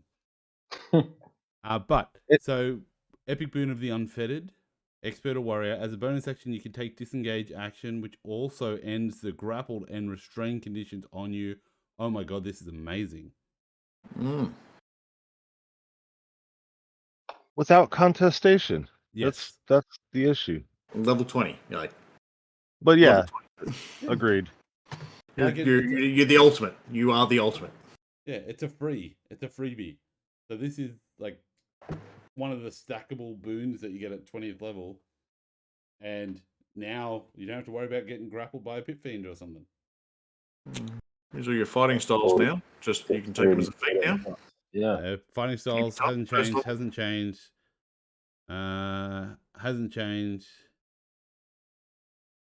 Which one hasn't changed? Protection. Okay, protection's different. Defense, you get +1. All those hadn't changed until protection. Protection is when you see it, instead of It used to put disadvantage on them, and now imposes a -2 penalty on the attack roll, which makes sense. I actually like this. Yeah. Coming from third ed, there was one thing that really concerned me was advantage. I was like, whoa, this is just so much. Why isn't it just a +2 like it used to be? So I can't. I do it in my head anyway. I go cool. They're on a hill, +2, right? Like you've got a better. I don't tell the players. I just let them roll advantage, disadvantage. But I'm constantly adjusting attack rolls and ACs and things like that. Because I mean, like, yeah, if you're on a hill, but you've also got the sun behind you, and they got there's a lot of things. And the problem with third ed was you could have a lot of these going, and it could really change a number. But it kind of does that in real life to a degree as well. Grappler is now a +1 feat, but that's all that changed. Oh wait, hang on, you aren't slowed when you move by a grapple. Why? Oh wow, Grappler is now OP. That's awesome. So you can move for your full speed, punch and grab. yeah, that's cool. The bad part about Grappler now is that anybody that's grappled, it doesn't cost an action to ungrapple. Guys, here's the thing. Monks just became the most OP class in D&D. If they don't change their movement speed, look at this shit. So they got expertise by however you want to get it. Okay? You get expertise in grappling. Now you have advantage in grappling. Advantage on attack roll, against the creature grappled by you. You aren't slowed when you move a creature grappled by you. So basically, you can now grapple someone, and if you are an astral self monk, you can do it with your wisdom modifier, with your spectral arms at reach. You can't. And then run. Potentially, if you're a tabaxi, you can run like 240 feet that way and throw them off a fucking cliff. So, like, you could grab someone and run your full movement speed and throw them out of the battle, and it's going to take them 8 rounds to run back. Sounds good to me. It sounds ridiculous. I mean, the fact that your first attack also grapples them, Yeah. and then every attack after with flurry of Disadvantage. blows is advantage. I mean, that's really nice. I just don't get where they're going with the grappled condition. Well, let's have a look. If you look at the condition, now a person has to do an escape DC to get out of it, and they use their action trying to get free. But in this edition, they say you do whatever you want for your turn, and at the end of your turn, you escape. Where's You get the disadvantage attacking them. Finally, you get something for being grappled. where is the conditions again? You gotta scroll down to 32. 32. I didn't go far enough. It might be Grappled specifically. Oh, you see it? Yep, got it. Okay, because I thought it might be in the old one, the character Speed is origins. 0. You got disadvantage on attacks against your grappler. Finally, because previously it didn't matter. That's good. Yeah. And movable, the grappler can drag, but it suffers the slowed condition, unless you're like significantly smaller. Well, grappled, you can make a dex or strength saving throw against saving throw. Against the grapplers. And thus the end of the condition.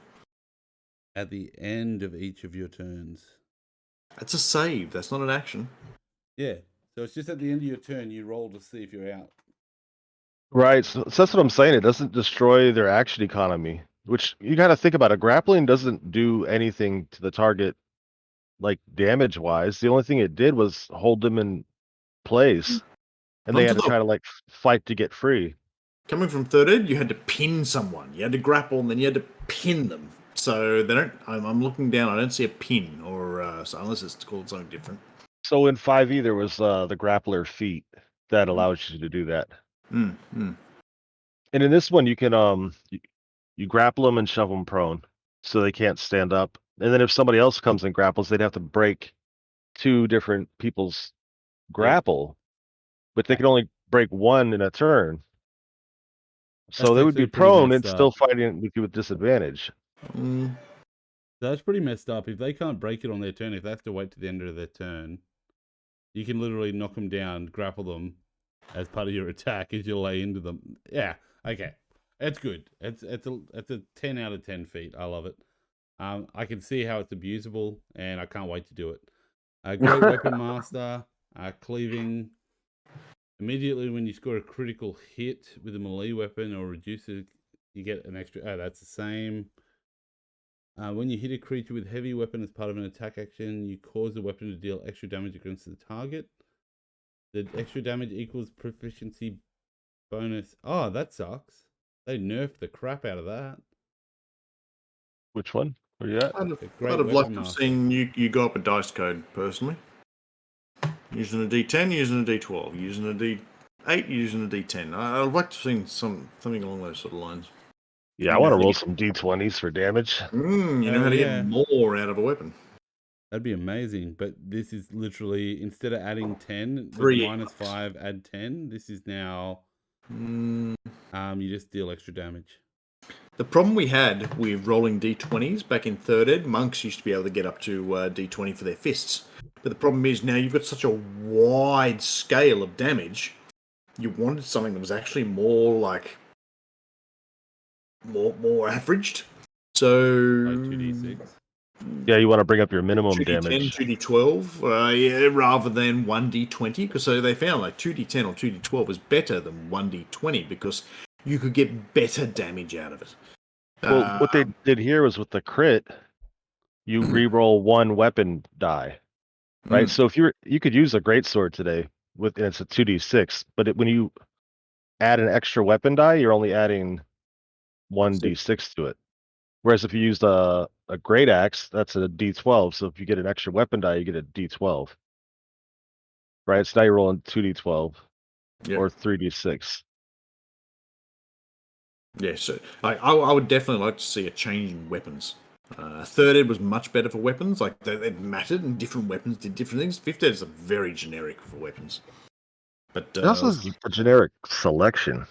Yeah, let's keep powering through. Are you guys talking about the same thing we are? I'm with you. I've got off topic. I'm going to bring it back now. We're going back. Heavily armored. Tell me about heavily armored. Heavily armored, same as before, I think. Again, heavy armor. Cool, but you get the strength score, which is good. Heavy armor master.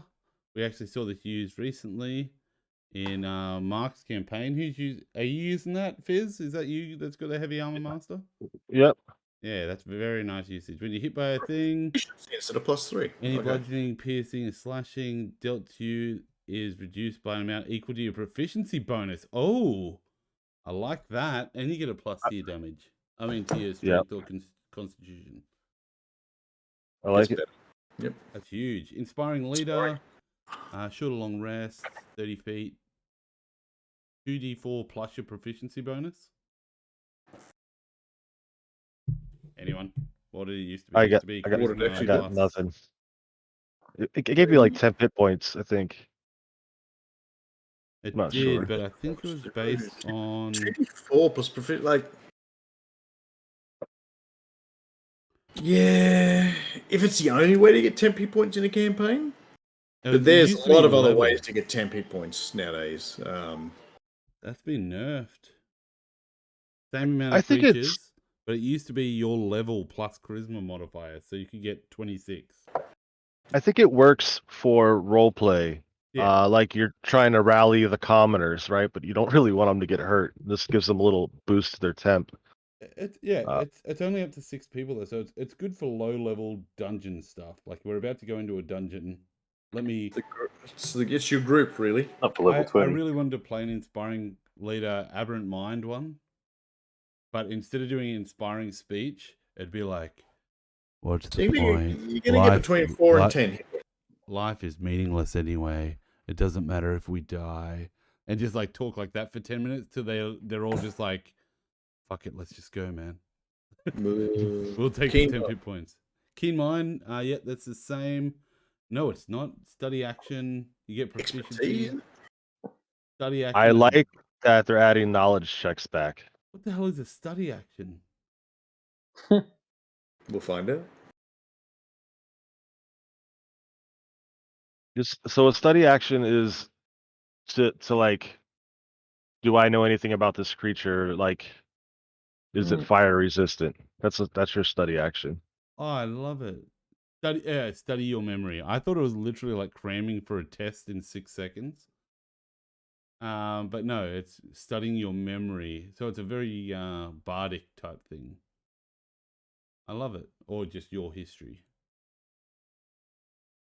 Study action. When you take a study action, you can use your intelligence check to study your memory, a book, a creature, a clue, something about it. The areas of knowledge, skills are when you use your action. Depending on the area of knowledge, you use your scary arcana, tells you all the things. History tells you all the things. Investigation tells you all the things.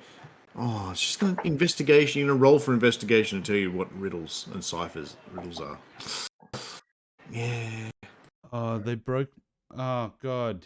Okay, I'm just. I think what I do it's like almost midnight. out of It's this almost list midnight. We're gonna is pause. it tells soon. you where these things actually are. Like if you want to know about holy symbols, religion, which was kind of obvious, but if you want to know about cults, it was a religion check. Not necessarily history, although any GM could link it back to history from what the cult's done previously. So before we pause, we are going to pause soon because we're going to come back to this on another stream because we're at midnight at the moment. I want to be kind to Froth, and also I want to give. I did promise him he'd be in bed by 10. I want to give this stuff the care. Didn't believe you for a second. But I love, guys. I came up with a build that was based on a swashbuckler rogue using a legal manipulation of the polearm master feat. Because it allowed you to have that reaction when they came in range. If you were wielding a spear, so I'd have a spear in this hand and a dagger in this hand. And it's or a ruined by halberd this. or something like that. Pardon? Sorry, you go, Fizz. I was saying that's ruined by this polearm master. Yes, because this one just says reach. I've always wanted to play a monk with the long spear, like a finesse spear with the little red ribbon that hangs off the end. Yeah, the Jackie Chan when he fights under the train in Drunken Master. Yeah. I've been waiting for that. I'm currently doing that with a barb and a halberd, with a barbarian and a halberd. Yeah, like that's what it's traditionally used for, and that's what it says here. Reactive strike. While you're holding a weapon that has heavy and reach properties, you can use your reaction to make one melee attack against a creature that enters your reach. So before it was worded as, let me go down here, polearm master. It used to be worded as, while you are wielding a glaive, halberd, park, quarterstaff, or spear, other creatures provoke an opportunity attack from you when they enter your reach you have with that weapon. So if you stood there with a spear, which can be held in one hand or two, and a dagger, and they came into your 5-foot range of the spear, you could make it an opportunity attack and stab them with the dagger. And then do your sneak attack damage on somebody else's turn, which is amazing. But they've totally seen through me and destroyed my plans to ruin the game. So I tried to build a Triton with a trident and use Polearm Master, and then the GM said it's not in Polearm Master. Oh, pizza. Quarterstaff and spear. I'm like, it's a 3-tip spear, man. It's a spear.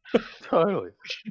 I'd allow it, Fizz. I'd allow that too. If the shaft is this long, and then the whatever's on the head, moonblade, trident, spear, forkblade, it's long like a stick and it's got a pointing end. How long ago was this? Was is blown. this something that I can comment on now, and you can go back and tell them I said no? Third Ed would have had you covered. All I can say. I love this. I'm not in that game anymore. I built a whole character concept and I don't do backstories anymore. I used to put lots of work into it. I've been doing backstories more now than ever. Because I don't know about you guys, but lately I've just been going. I've stopped multi-classing. It's all I used to do, and now I'm like, I wonder what it's like if I've got like a level 14 warlock that's all warlock. It's good. It's good. It's good. It's amazing. All right. So last thoughts, guys. We'll have to come back and look at feats. So we know where we're up to. We're up to the page that's got observant. because I want to come back to those ones. We'll start from you, Fizz, last to join. What is the best thing about the changes you've seen so far, today or earlier, and the worst thing? Best thing is that they're changing stuff, a lot of stuff, Yeah. which is going to give me more fun learning how to build characters. I get to look at it all in a new light. The hard part for me is that they're changing the iconic stuff about what I'm used to. You know, I think a rogue should get sneak attack. Don't take that away from the rogue, Yeah. right? That's my main issue. But you know, they're gonna come out with new classes, new subclasses, and maybe they just destroy what I thought was, but maybe they make something better. But right now, I'm not happy about that. The subclasses. Fair enough. Yeah. Good answers. And going up the page, Froth. Yeah, sure, right, yeah. Thank you for staying so long, by the way, man. No, it's all good, buddy. Thanks for having me. Yeah, it's good to see you. I think it's cool how kind of like it's bringing some balance and it's mixing some things up, bringing a bit of that old school back. And I think it is all about balance and simplification. Overall, we've got to get there, although it's something terribly complicated. If you're an outsider and you haven't played before, you've probably got no idea what we're talking about. But I guess it's got to be a bit new player friendly as well to bring more in. And I know we're looking at expert classes now. But once we get past expert classes, then there's mages, then there's priests, and then warriors. I do kind of like how they've grouped them together in that way because there are clear similarities between those different classes. Yeah. It's just, I guess, organizing it a little bit better. Some of the feats, yeah, some are better, some are worse. You know, it's going to be a bit up and down. That's pretty standard with any kind of balance. But anyone that plays online gaming, you know, every update or every release, which might happen every 3 or 6 months or even sooner, that happens on the daily. So that's something that most people are kind of used to these days. But it's not like it's going to change again soon. That's probably the major difference. What it's stuck with, it's stuck with. If there are other subclasses and stuff like that, yeah, cool. Me, I'm probably more in the flavor of warriors. I like that style, and I'm looking forward to seeing the sheet come out on that one and what the new balancing looks like. But although a good chat all around, there's going to be lots of new videos popping up on multi-classing and making new character builds. I can just see that happening a mile away from here. So tune in to these guys' channels, and they will be doing lots of that because I know that's their jam.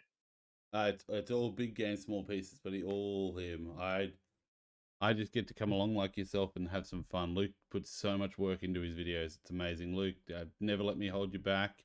When you find someone more prettier than me, like Froth, and you need to boot me, I understand because you put so much effort into your shit.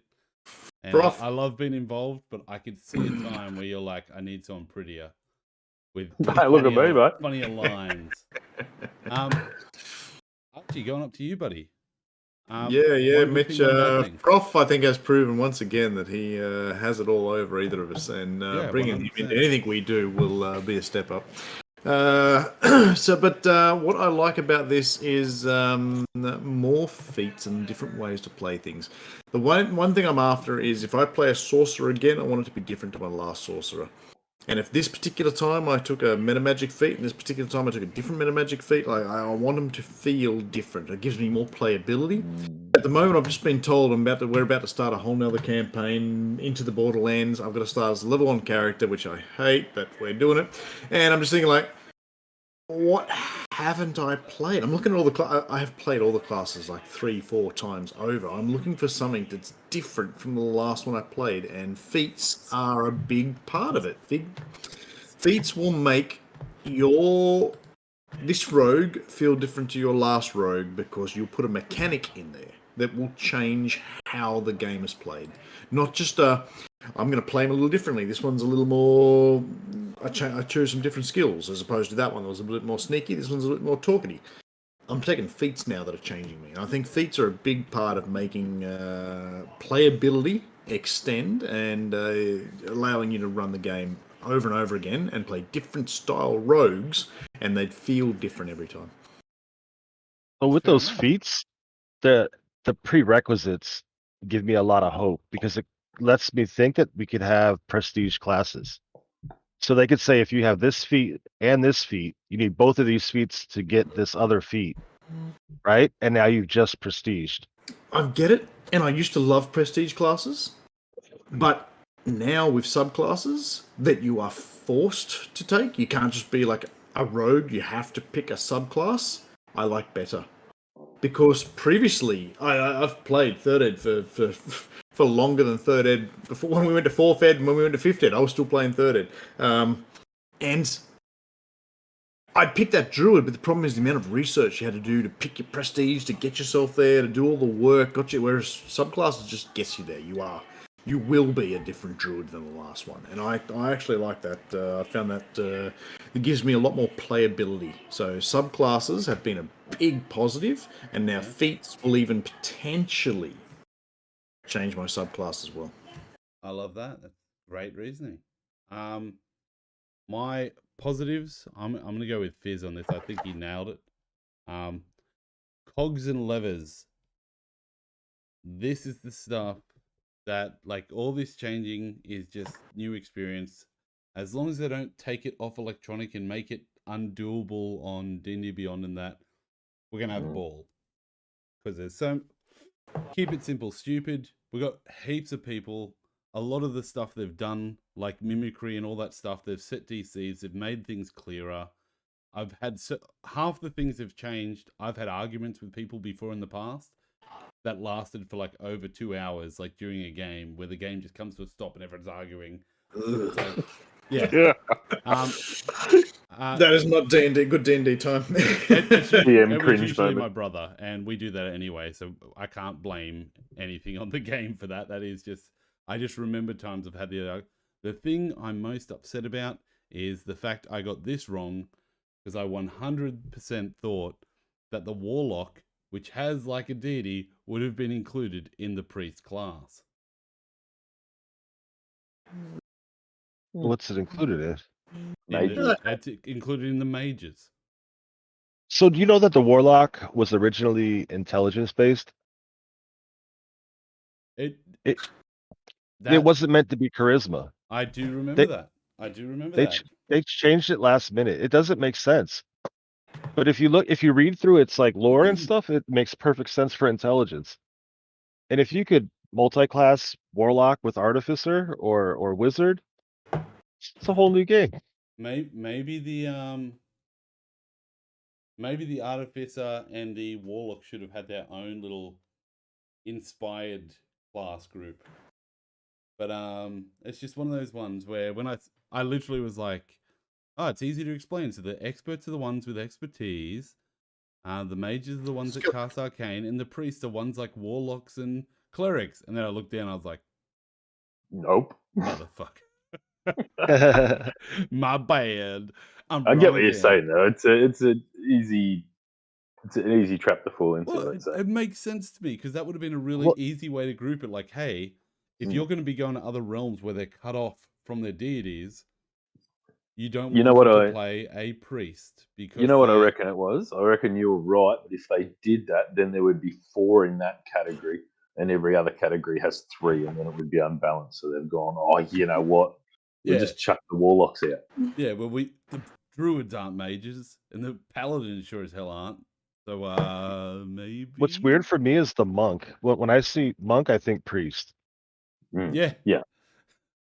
I don't know why. Is the wrong word. Maybe that's why we're all getting tripped up. Maybe they need to change the word. Maybe that could be our feedback. Listen, and when I see paladin, I think warrior. Yeah. It's divine. Divine smite. Divine wrath. It used to be skill monkeys, casters, arcane, and divine, and then your melees. They were the 3 categories, with the caster having 2 subcategories. Maybe that's what they should have again. But I know they said the Artificer would be a expert class, but I honestly think Artificer would sort of, each one of the subclasses could actually be in one of those almost. The only one it wouldn't really fit into would be probably mage. Oh, probably priest, sorry. in 1E there was only 4 classes, no subclasses. You had cleric, fighter, magic user, and thief. Yep. I love it. And that's what they just did here. Yeah. They brought it all the way back to 1E. Archie can attest to this. Most of my issues with D&D is the naming devices they use. I get so caught up on all the Sonic subclass. Warrior? Yeah, the psionic warrior, friend of axe warrior, and sword warrior. Bow warrior, also effective. But He no, who guys- sings songs. Yeah, Song Warrior. song warrior.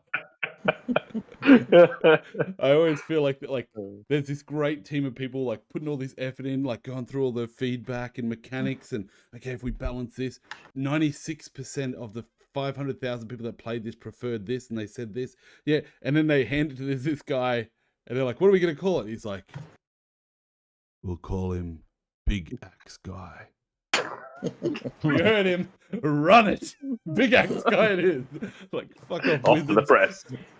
The naming division's just one guy with like a couple words, and he just rolls them down and picks up random. But anyways, guys, hey, thank you, Sven, for coming and joining us. Thank you, Fizz, Froth, Archie. As always, it's a pleasure, man. Guys, I have so much Froth, fun I'm talking to you. sorry I lied to you. Will you come back to us if I promise we'll be done in an hour next time? It's so good, man. So good. And Fizz, So last good, minute intro. So thank you so much for accepting our invite, because you were so active in chat, and I was just like, "That's Oh, ridiculous." thank you. I hate It's so typing. knowledgeable. Yeah, no, I hate it as well. And it was one of those things. I was like, "He's making good points. We'll have him on next time." And then I was like, "Wait, hang on. I Nah. don't have format. Fuck that. You can just join now." So problem solved. But guys, absolute pleasure. See you all next time. We'll move on from like wherever we're up to, like observing or something. I can look at the reruns. And until then, Just cut the first bit of feats and then put it with this bit of feats when we record. yeah, Have you make stopped sure streaming now? No, I'll stop streaming now. I'll work out how to do it. Hang on. See what I do. Hi, everyone. Again. Hey, let's do this properly. Hang on. Hey You guys, just let us know when it's done. guys. There's a lot of things happening in the world right now, and I just want you, of all the things, I want you to